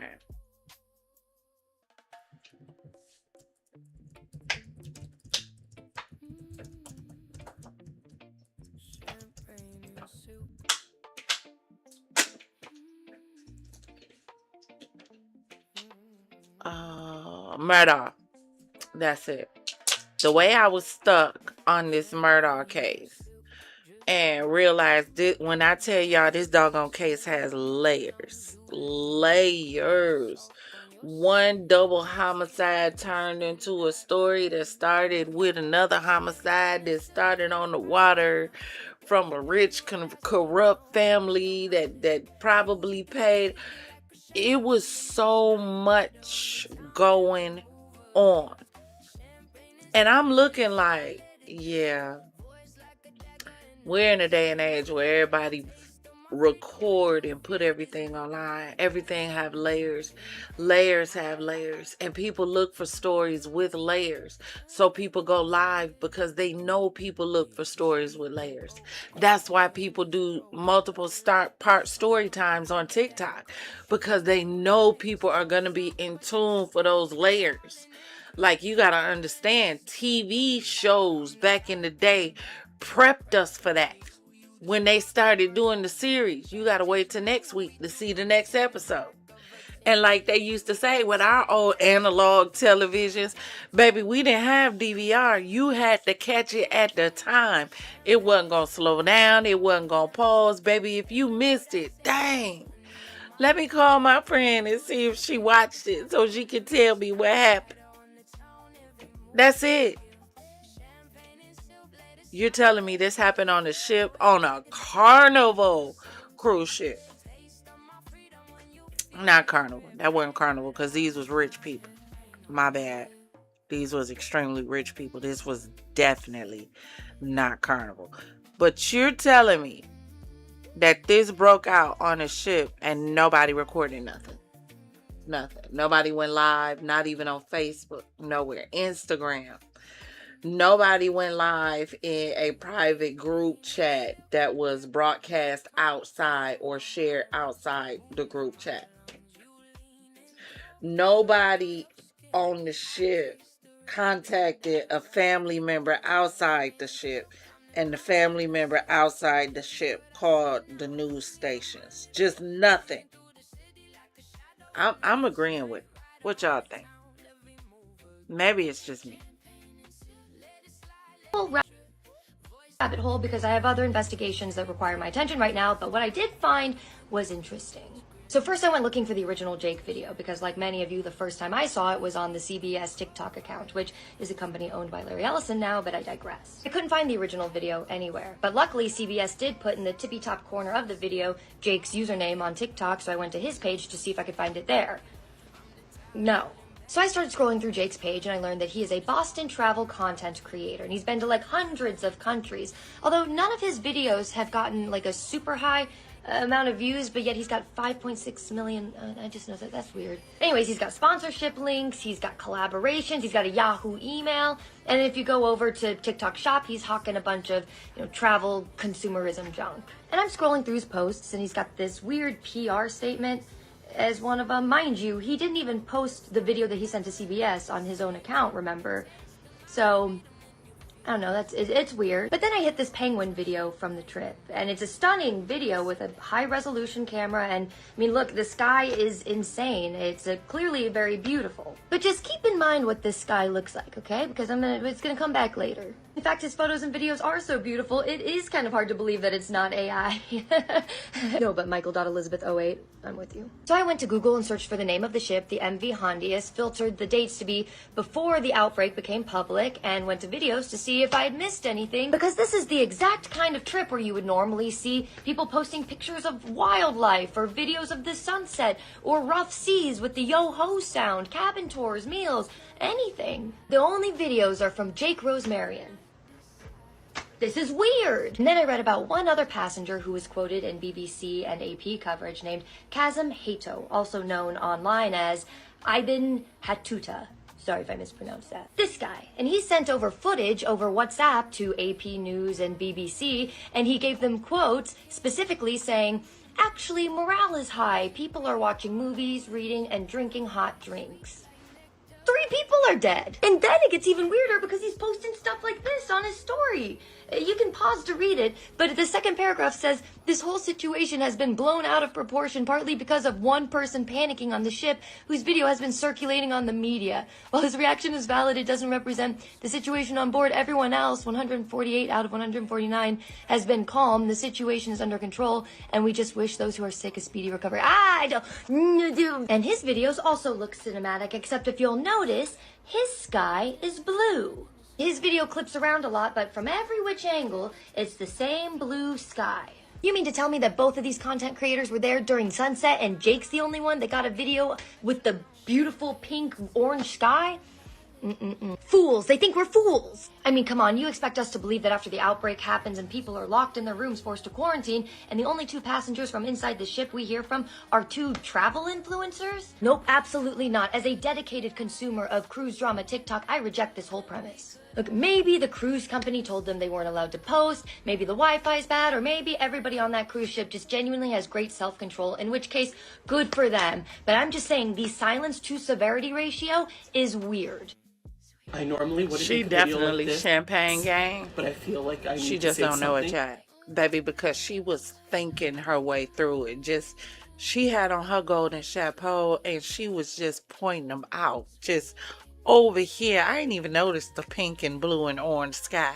Didn't even notice that. But baby, people are opening their eyes. They tired. They tired. Y'all done turned on the CERN, and I think when you turned on the CERN, even though it unlocked a bunch of crazy stuff, it unlocked some other stuff, because some people are out here really thinking, saying, yeah, no. People are doing what I told y'all to do. Question everything. They playing with y'all. Everything is a stage. Everybody's wearing a masquerade mask showing you the version of them, of you, that they want you to see. When you get the opportunity to see a real individual for who they really are, hold on to that person. That person is genuine. The one who really show it to you. The one that every time you around them, you got to wade through a different mask of, girl, who are you today? I don't even have time for that. I don't have the energy. Yeah, you got to cut them off. We got too much work to do in 2026. And as you see, it's too much foolishness going on. They over there playing a whole live action game of Battleship over there on the water. They releasing this foolishness, and I still want to know how the first person got infected. I just need to know. Somebody should tell us something. But let's continue. So I wrote a few things down. I am currently on board the MV Hondius, and what's happening right now is very real for all of us here. We're not just a story. We're not just. And you know what's interesting too? So y'all know when we were having the conversation before about Erica, didn't even have anything to do with the Hantavirus, but we were talking about Erica. Excuse me.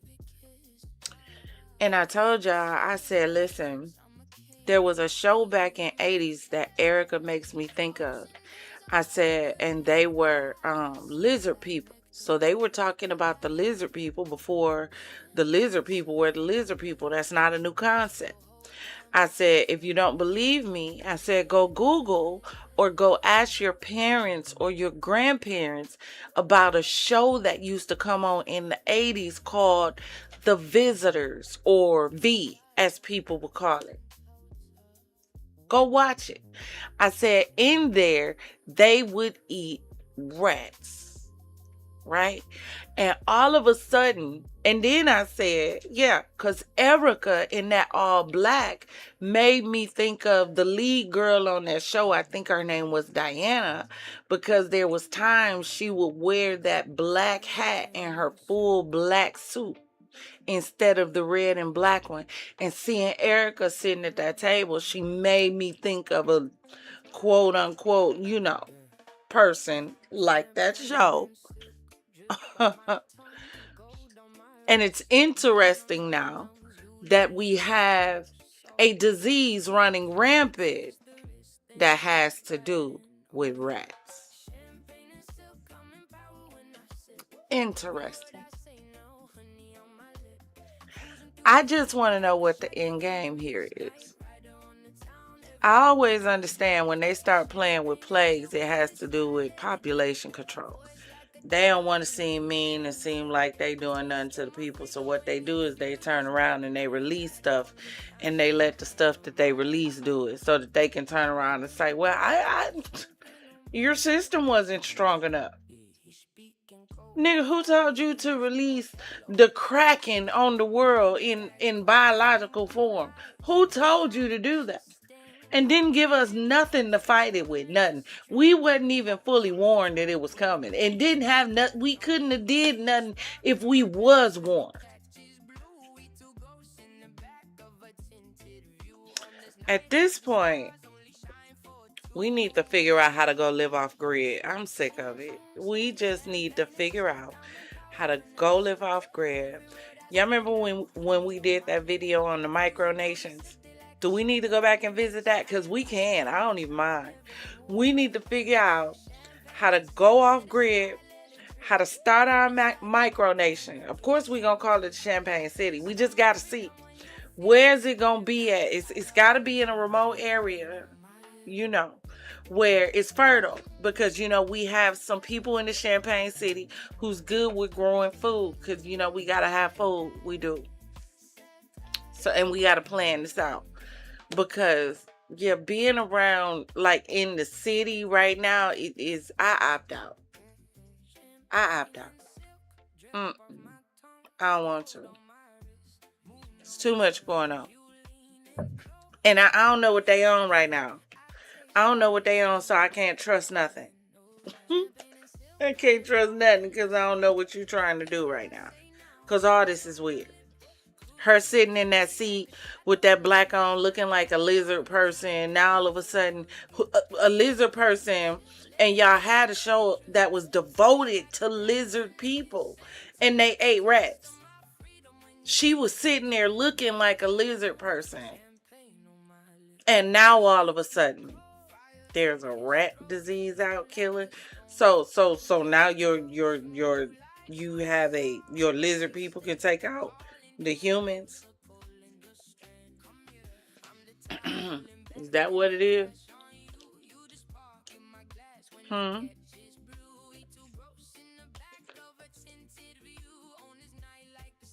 Y'all using it in reverse? What's the end game here? Just population control, and then what? Then what? When that don't work, then what? Because the more y'all do, the more people screw. And now people screwing all over. And people in China don't give a damn about that child and a half rule. They just leaving there and going somewhere else where they can multiply even more. How you gonna stop people from multiplying?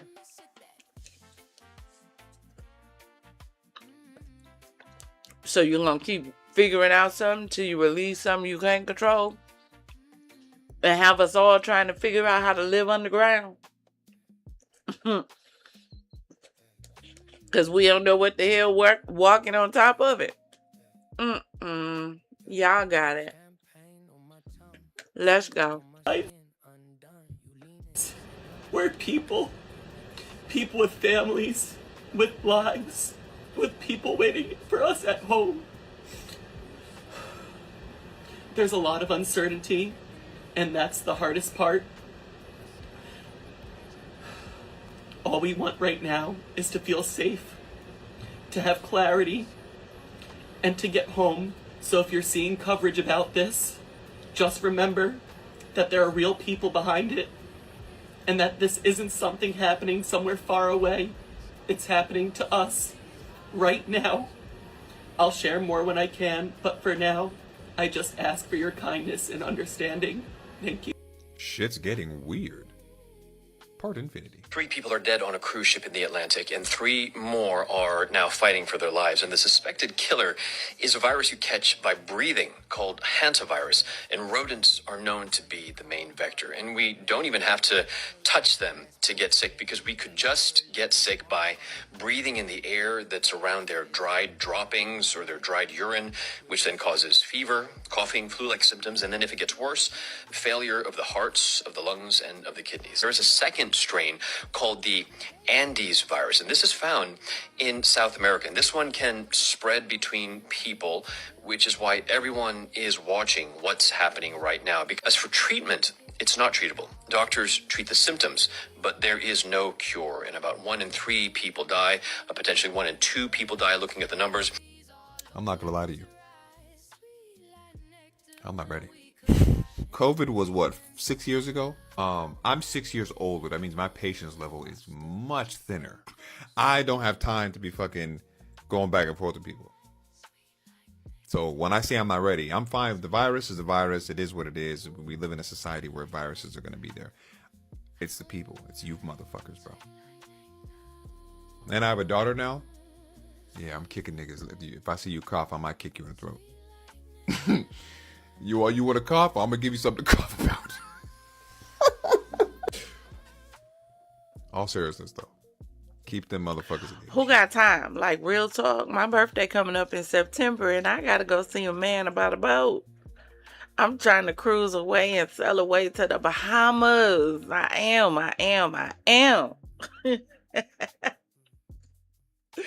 Look, I'm telling you, I'm trying to get gone for my birthday. It will be my 50th.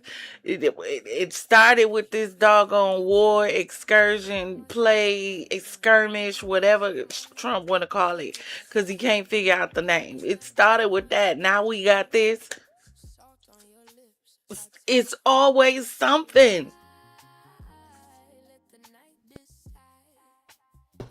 Until we figure out what the fuck, you know.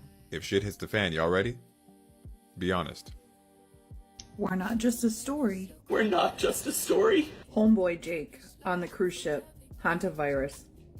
He works with the company. He is a partner with the company. Everybody's going after this guy for being fake. This is all planned.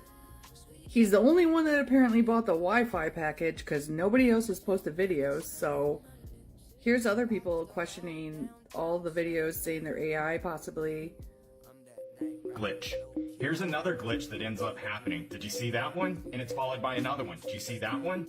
And why is it that his top lip is straight while he's saying just remember? Why is it that his tongue changes colors, almost like he's got a disease going on? And watch his teeth merge at some times. Here he comes.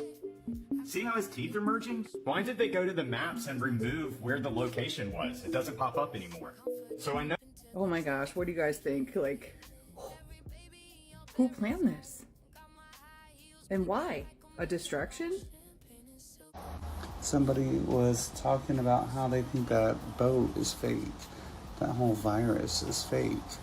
And it really has me thinking, because I've only seen one video, and it was that guy saying, you know, we are humans too. And why was there only one video of that whole ship? What's going on? Why weren't there more videos? Hell, if I was on that ship, I'd be submitting videos saying, hey, please help, or, you know, this is the situation that's going on. But there was only one video. It's either that or the government is just, you know, preventing us from seeing any other videos. That is wild. If this shit is fake, that is insane, because now, you know, we are all focused in on this. What if something else is more at hand? What if something crazy was going on, and instead of us seeing those videos, we are all more focused on this? Look, that's our ship! Purple!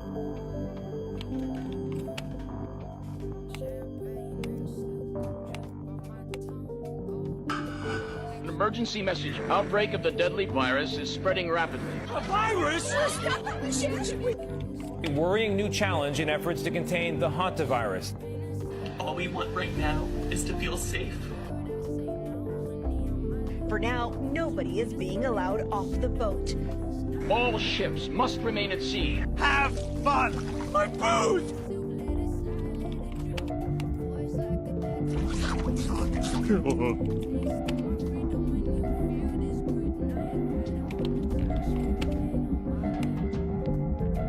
It's the same disease that killed Betsy Arakawa, the wife of late actor Gene Hackman.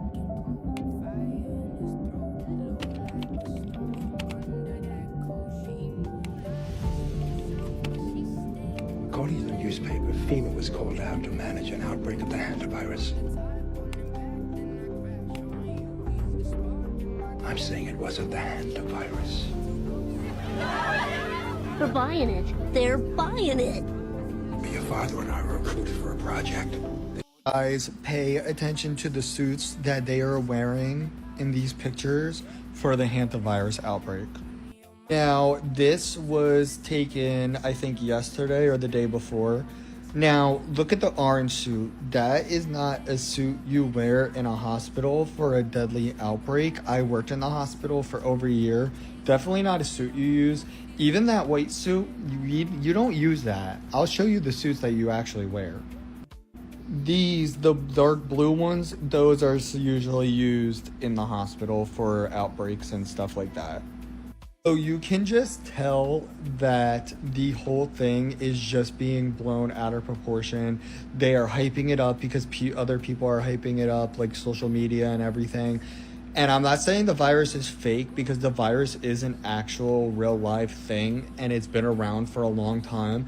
but the outbreak they are lying about, and they're using it to distract from other things, like the Disney cruise that everybody was just finding out about, that there is 28 people on there that was involved in some things that I can't repeat on here, but it is just a distraction, guys. Like, they are just doing this again to distract everybody. Y'all, please wake up and realize that they're just distracting us from other things. Go look at other parts of social media and of the news and see what is really going on. You can't trust the news, so look more at social media, but they're just covering everything up again. Peace to all of the divine primordial deities. Y'all already know what it is. I am not here for the dead. I am only here for the awakened. If it resonate, let it marinate. If it don't apply, let it fly. Now let's get deep. The viruses. First and foremost, we know that a lot of them are man-made. We also know that we had a great reset in 2020. But it wasn't just a reset. It was also a reset on the minds of the people that spiritually took place. We also know when we got... There are so many strange things with these Hantavirus workers getting these people off the ship. I just can't unsee them anymore. Take a look at this video. It's going viral. I want you to tell me what you see. Y'all, is that duct tape on his butt? Why is the visor flipped up? Wait, and why does he not have a full mask on? What is this? Okay, so she just walks in without any protective gear, and it's just, and they don't have it on. So some of them are completely masked up. Some of them are, what is this? What is this? What are we looking at? This doesn't seem real. I don't know. All doesn't seem real, allegedly, because it looks like they're not even taking this seriously. We have half the PPE. By the way, some of the PPE isn't even that. It's like other suits from other places. They've just jimmy rigged together, allegedly, just to give a fire. Some people suited up, some people aren't. None of this makes sense to me, and it just makes me wonder, is this all for show? Look, that's our ship!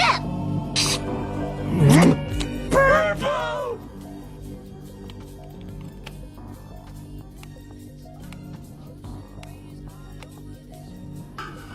An emergency message. Outbreak of the deadly virus is spreading rapidly. A virus? A worrying new challenge in efforts to contain the Hantavirus. All we want right now is to feel safe. Bro, it's always The Simpsons. Like, for real. It is always The Simpsons. I really need somebody to do a deep dive on really what's going on with The Simpsons. Like, do they have some kind of portal? The creators. Like, is that who we really need to do a deep dive on? Who's really behind The Simpsons? Not who they want us to think is behind The Simpsons, but how do they know? I don't want to just hear all this stuff about no coincidence. I don't want to hear nothing about that. But how does it always seem like The Simpsons know? It's always a show that somebody come back with to find out that The Simpsons, a cartoon that they tried to keep us from watching as kids. I ain't gonna lie, that was too much for us as kids. We shouldn't have been. But you know, going back, watching it now, you understand they was trying to keep you from the truth because they put so much of it in that show. But I want to know who did though. Like, how do they know? Do they have a portal? Like, did they invent time travel and we don't know yet? That's what you know what I'm saying? Like, for real? Like, how do they know? It's got to be something that's, you know, not regularly explainable as to how every major situation is somehow already documented in Simpsons. To the T. It would be different if it was like, oh yeah, well, it's talking about, you know, a virus that began with the letter H. That would be understood, right? But no, this stuff be like almost exact. Same outfit exact. Now you can't make that up. Unless you trying to tell me that we got leaders following the Simpson playbook. Let me know. For now, nobody is being allowed off the boat. All ships must remain at sea. Have fun! My food! Alright, so I have the weirdest update on the Hantavirus and the MD Hyundai's cruise ship update. Like, it's very fucking strange. Obviously, a lot of us know about this guy and this whole cruise ship with the Hantavirus breakout. Well, in the last few days, I've been in the deepest rabbit hole about this and researching every conspiracy theory that everyone has. And there's been so many conspiracies that this is all fake because people have found information that he's tied with the cruise ship and the brand that's doing all this. He's the only person documenting it out of the whole 170 people on the cruise ship. Mainly people are just thinking it's all a big distraction. So I came to realize this guy, that one that was documenting the whole cruise ship and the whole Hantavirus, the only person documenting it, he follows me, right? So with him following me, what do? I message him. Bro, what's really going on that ship? Nothing makes sense. Like 3 of my posts if you're being held hostage, because a lot of people think he's just being a pawn in this whole scheme. Seen. No response. And then get ready for the best part. I'm checking my notice and I see him like 2. What does that mean? Yeah, he liked 2 posts and then 1 down here, all back to back within the same time frame. So what the fuck does that mean, bro? This is all just for fun. I'm not suicidal. I love my life. I normally wouldn't make a video like this, but I feel like I need to say something, so I wrote a few things down. I am currently on board the MV Hondias, and what's happening right now is very real for all of us here. We're not just a story. We're not just headlines. We're people. People with families, with lives, with people waiting for us at home. All we want right now is to feel safe, to have clarity, and to get home. So if you're seeing coverage about this, just remember that there are real people behind it, and that this isn't something happening somewhere far away. It's happening to us. Right now. I'll share more when I can, but for now, I just ask for your kindness and understanding. Y'all know, one of my pet peeves is crying with no tears. Like, y'all get that right? We have watched the most videos over the last week of individuals so engulfed in tears, Erica, but don't have one tear. These the crying and uncrying people. But you know what? Maybe they don't have any tear ducts.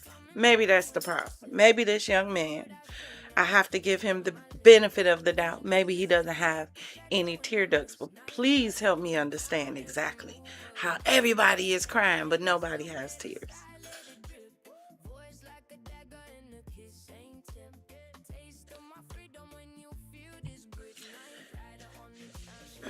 I can agree with you, Father Locke, to a certain extent, because I still think The Simpsons has an extremely cult following, just like South Park does, just like the Boondocks does. I think it still has a cult following that people are still going to watch and, follow after. I think they're still going to do it because it's The Simpsons, because of what it is, right?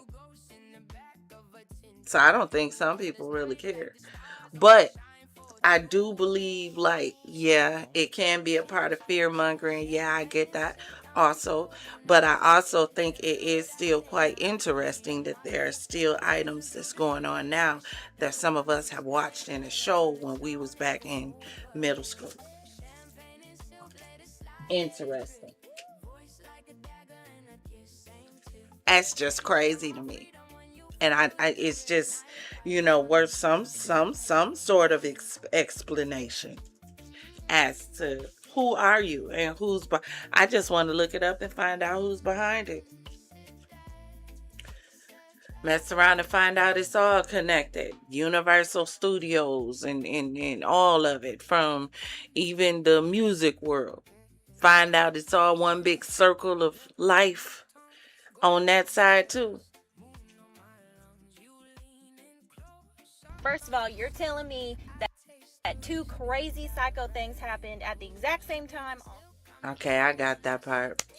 So y'all drop in the comments and let me know what y'all think. How do y'all feel about this whole conspiracy? Do you think, no, this is not a conspiracy, this is just what it is? Or do you think that, something in the milk doesn't smell clean, feel clean? We've already found out that our leaders lie. We've found that out. We've shown it. We've had receipts over and over. Whether they're political, police, it don't matter. They lie. I don't know what's so hard about telling the truth. That I don't know. I don't know. So do you think they're telling the truth about this is a concern, or do you think it's being over exaggerated because even the gear they're using doesn't look right? And no, you don't think it's that big of a concern. Drop in the comments and let me know. Because at the end of the day, y'all remember COVID? I remembered it. I got COVID after COVID was over. I was so mad. Lord, was I hot. I'm not trying to go through that again. So I'm trying to understand whether this is a viable threat or whether it's like, hey, be smooth. Move easy. Because right now I don't know what this is, and I'm trying to isolate from everything that looks like it, could potentially. What you think? I'm going to let y'all give me y'all thoughts on this one. Y'all gonna drop in the comments and say, Empress, stop tripping. What y'all gonna do? Or say, Empress, I'm with you. I'm about to stay away from all human beings because we ain't doing that again. You ain't gonna get me on purpose by accident, Mr. Trump. No, you're not gonna do that because y'all want to play in the plague jar. Y'all ain't gonna have me up served on the silver plate. No, Lord didn't tell me I had to. We got to start thinking our way out. We got to isolate. I'm telling y'all, we have got to look for a prime area and location to be able to build a Champagne City. I don't know. And y'all look, when y'all looking around, it can't be an area that's like prone to tornadoes because, if we getting like crate houses or tiny houses and all that to put on the land, baby, we ain't got to worry. We ain't got time to be worried about, ending up in Oz. We don't. I want us to be able to be on our land, have our food, grow our medicine, amongst other things. Build stores, make money, teach, train kids. I can see it. I can see it because we got to get away from all this.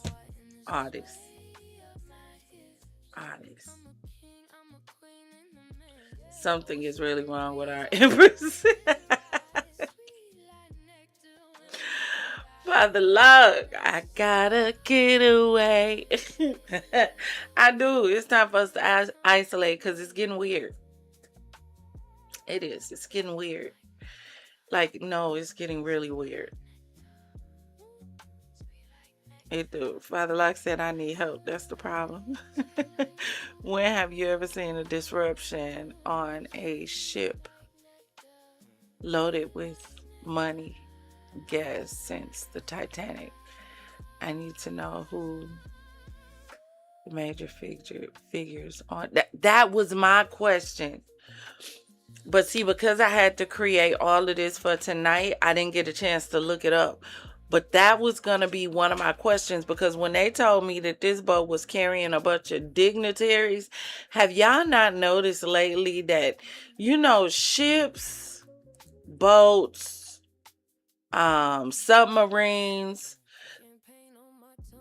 vehicles carrying a bunch of dignitaries ain't been making it lately? What's been going on?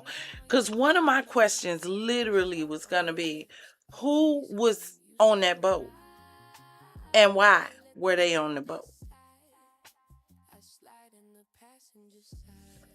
Have y'all heard of anybody talking about who the victims were that passed away yet? Because I haven't. Let me see.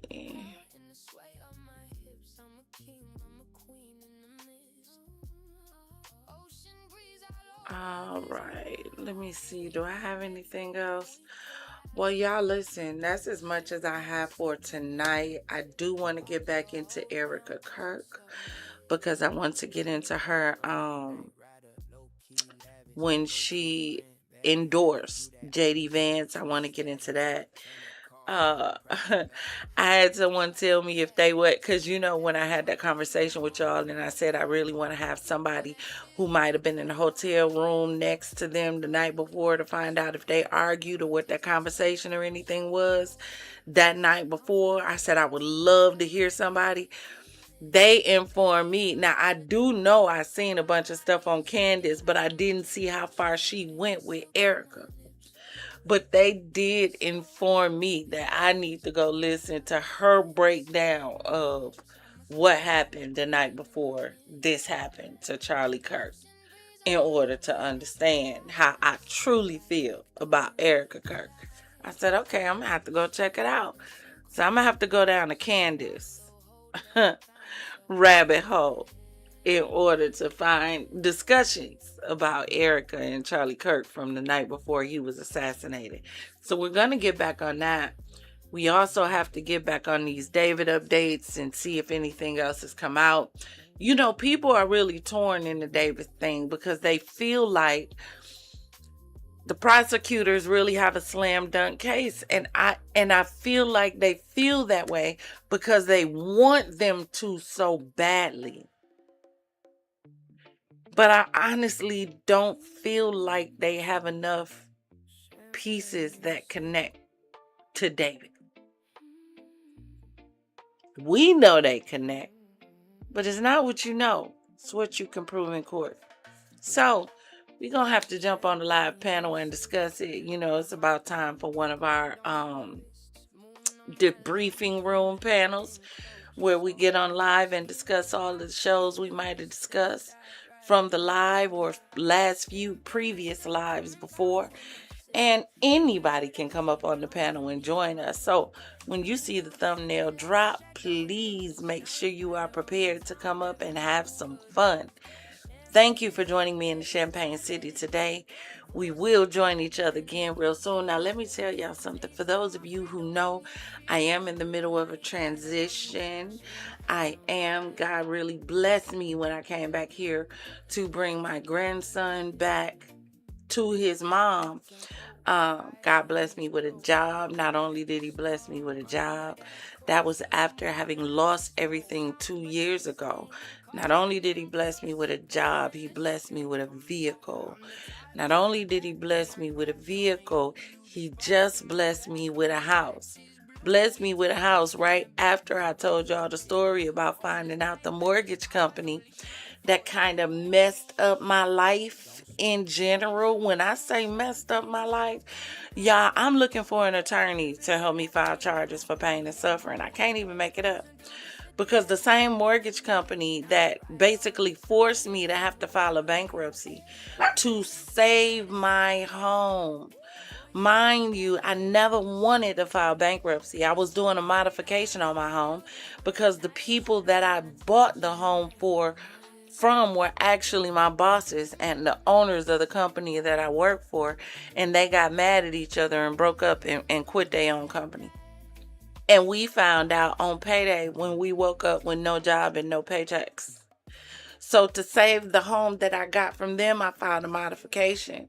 In the middle of my modification, my loan was sold to this mortgage company who fought me for 5 years for my house. Well, about 3 years. Then we hit the pandemic. They fought me in the pandemic for the house. Y'all, we got to jump in another live to discuss that. It's a whole big thing. But in the midst of that, me trying to find a house, now this hits because the same mortgage company that I started out with, that company, I find out has a We Energy utility bill in my name for over $10,000. Same mortgage company.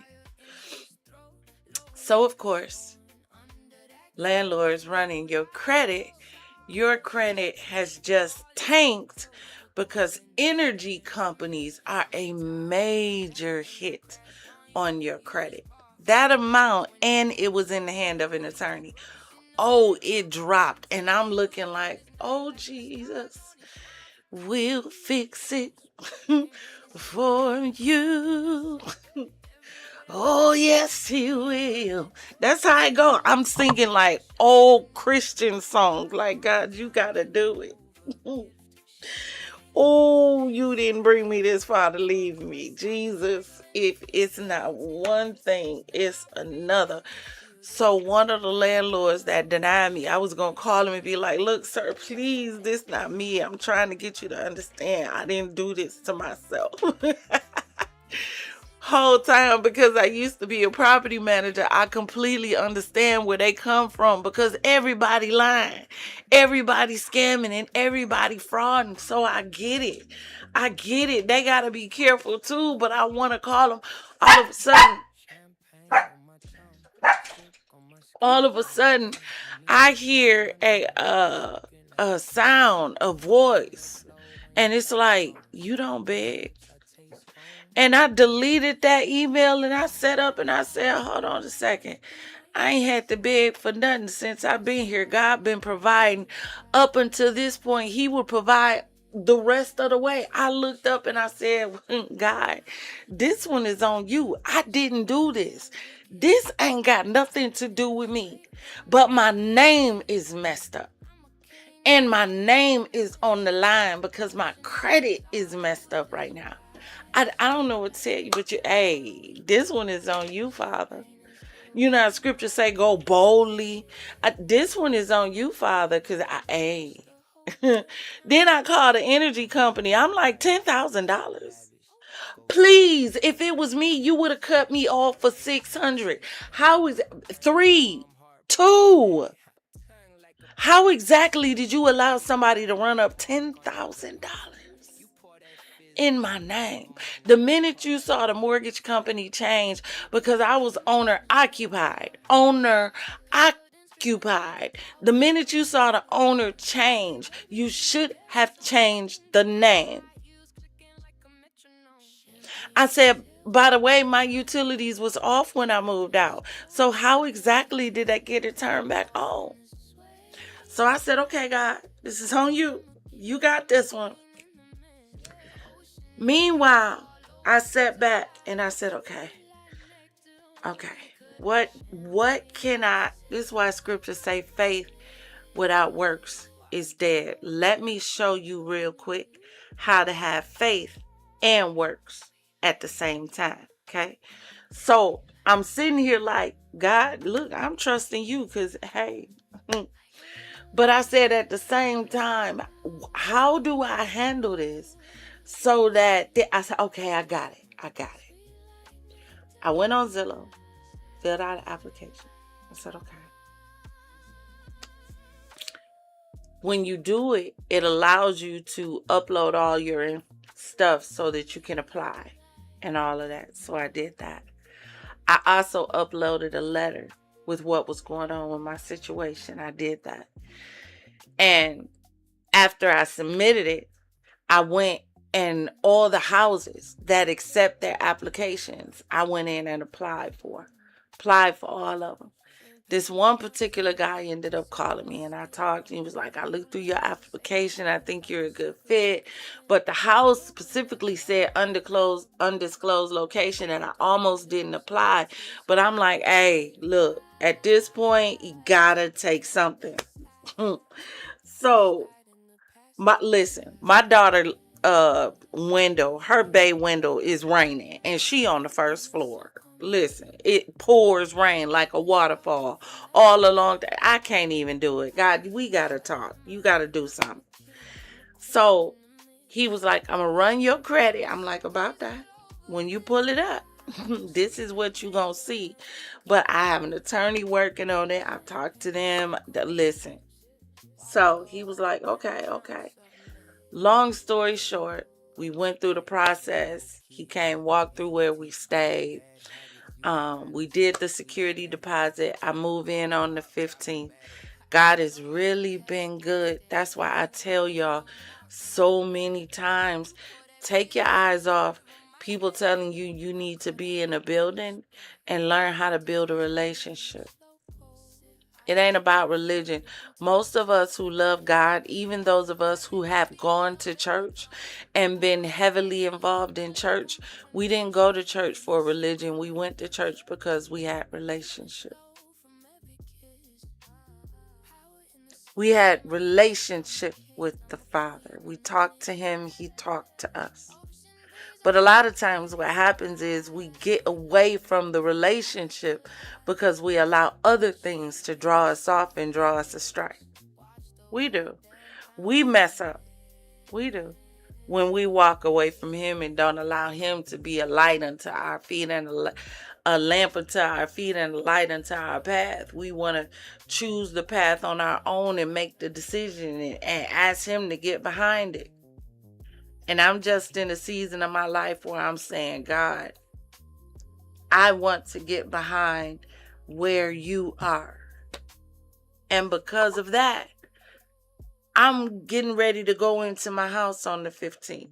Oh, and on top of that, one of the reasons why cause I really wasn't interested. Look, I'm getting older. I'm about 50. I told the people, I said, look, I was really looking for a 2-bedroom, 2-bath, but given the situation with my daughter, I said, okay, this ain't about me. Let me get something that's big enough so anything happen with my children, yeah, I'm one of them mamas. My kids got somewhere to go. So I'm like, I need a 3-bedroom. So end up finding the 3-bedroom, and I'm looking and I'm like, okay, God. Sometimes you got to step back and say, hey, God got to take you through the valley before you can make it to the mountaintop. But he trying to see if you will be grateful while you in the valley. That's what you got to learn. Be grateful while you in the valley, because you might not always get what you want. And you might not always get what you want, how you want, when you want. It might not come in the color, the size, the shape that you want, the direction or the orientation that you want. But sometimes it's not about what you want. It's about what you need. It is. It is. Don't miss the forest for looking at the trees. Well, the trees are the forest, Empress. No. The trees are only a percentage of it. There's animals in the forest. There's flowers in the forest. Some of y'all so in a rush that you're missing life trying to rush to a destination. You're missing. Sometimes it's not about what you want. It's about what you need. I thought I wanted a 2-bedroom, 2-bath. That's what I thought. That's what I thought I wanted. But one of the things that I said was, because I'm, almost 50, I'll be 50 in September, right? I said, I've got to have appliances because I don't want to pay for nothing. Nope. Yep. I'm getting to that age. I don't want to pay for nothing. I want appliances and I want washer and dryer in the unit. Now, mind you, this was like months ago when I first started looking, and everything I was looking at was a 2-bedroom, 2-bath. So when I got this house and I'm talking to the landlord, he's a young guy, and head on his shoulder, intelligent. I'm like, okay, yeah, amazing, that works. So I'm talking to him and I'm like, yeah, so about the rent, how much is it? So he's telling me, he's like, oh, well, I wanted $1,550. He was like, but, I'll take, the $50 off of it. He was like, $1,500. He was like, and, do you have appliances? I was like, no. That was one of the things I need to work on. He was like, oh, I'll throw appliances in for you. And he was like, what about washer and dryer? I was like, no, I don't. I said, I'm definitely looking. He was like, oh, don't even worry about it. I'll throw that in as well. So do you see? For the same thing that I wanted, I got what I still wanted, even though I got what I needed. Holla if you hear me. Sometimes you have to step back and put it in God's hand, and God is going to give you what you want and what you need. right? Just had to share that little testimony. That won't bless everybody, but there's somebody out there that was for, because you need to know God is giving you what you need, not what you want. That's why it looks unfamiliar, because it's not what you want, but it's what you need.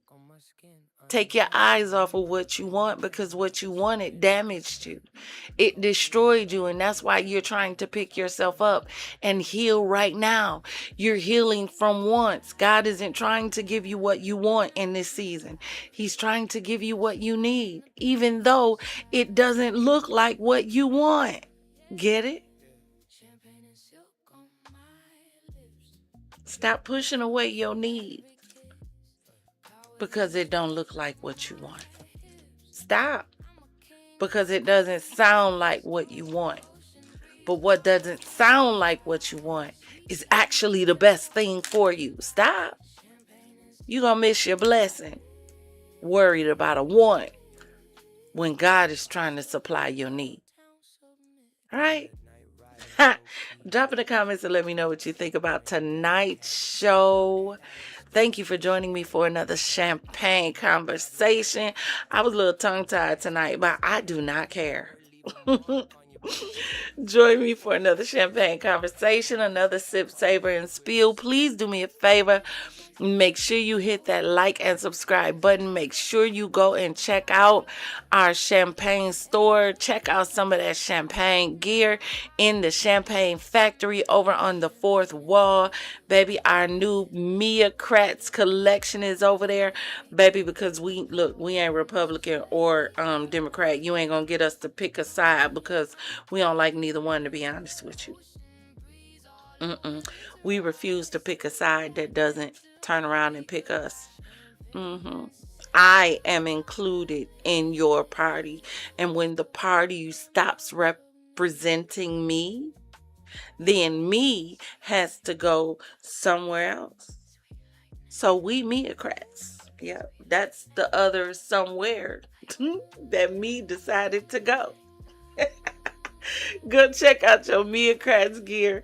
Also, go check out your Protect the Bird gear. I told y'all I was going to go over there and drop that line because they over there cutting up.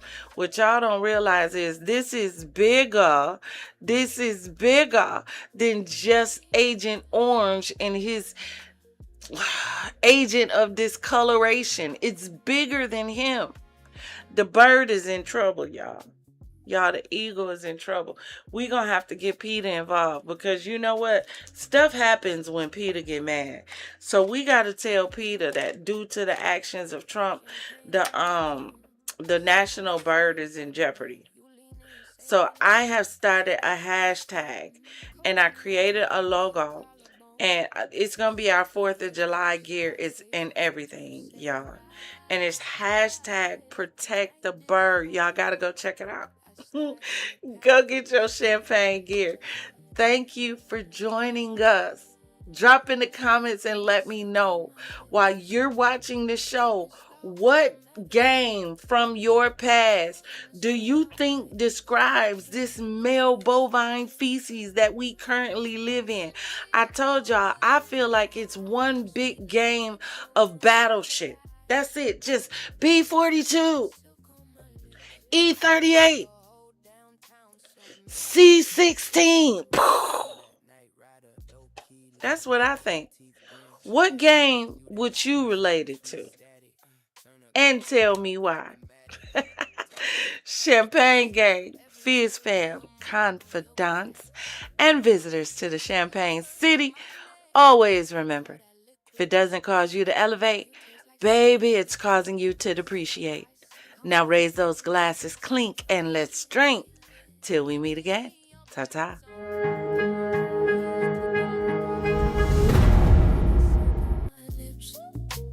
Dripping slow from every kiss. Power in the sway of my hips. I'm a king, I'm a queen in the mix. Ocean breeze all over his ride. Sweet like nectar when we collide. Champagne and silk on my lips. Watch the whole damn pound submit.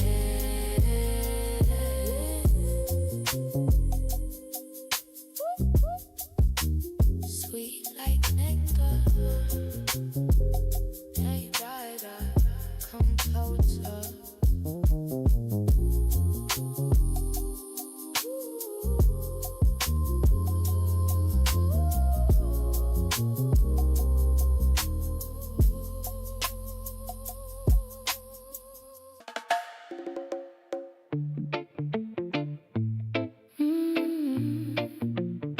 Champagne and silk.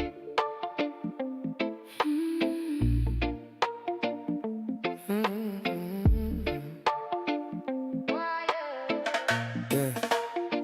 Champagne and silk drip off my tongue, gold on my wrists, moon on my lungs. You lean in close, soft on your skin. I taste the wrist, then dive right in. Oh yeah. Champagne and silk, I'm in power when I sip. Every word I say now, honey on my lip.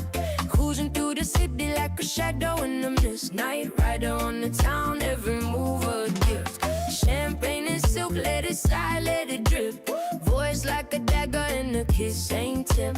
Taste of my freedom when you feel this grit. Night rider on the town, champagne on my lip. Champagne on my lip. Yeah, he's speaking cold, fire in his throat. Low like a storm under that coat. She move like smoke, soft but she sting. Calling him closer, pulling the string. Come here, I'm the type pulling back, then I crash on you. You the spark in my glass when it catches blue. We two ghosts in the back of a tinted view. On this night like the stars only shine for two. Don't speak. Champagne and silk, I'm empowered when I sip. Every word I say now, honey on my lip. Cruising through the city like a shadow in the mist. Night rider on the town, every move a gift. Champagne and silk, let it slide, let it drip. Voice like a dagger and a kiss, same tip. Taste of my freedom when you feel this rip. Night rider on the town, champagne on my lip.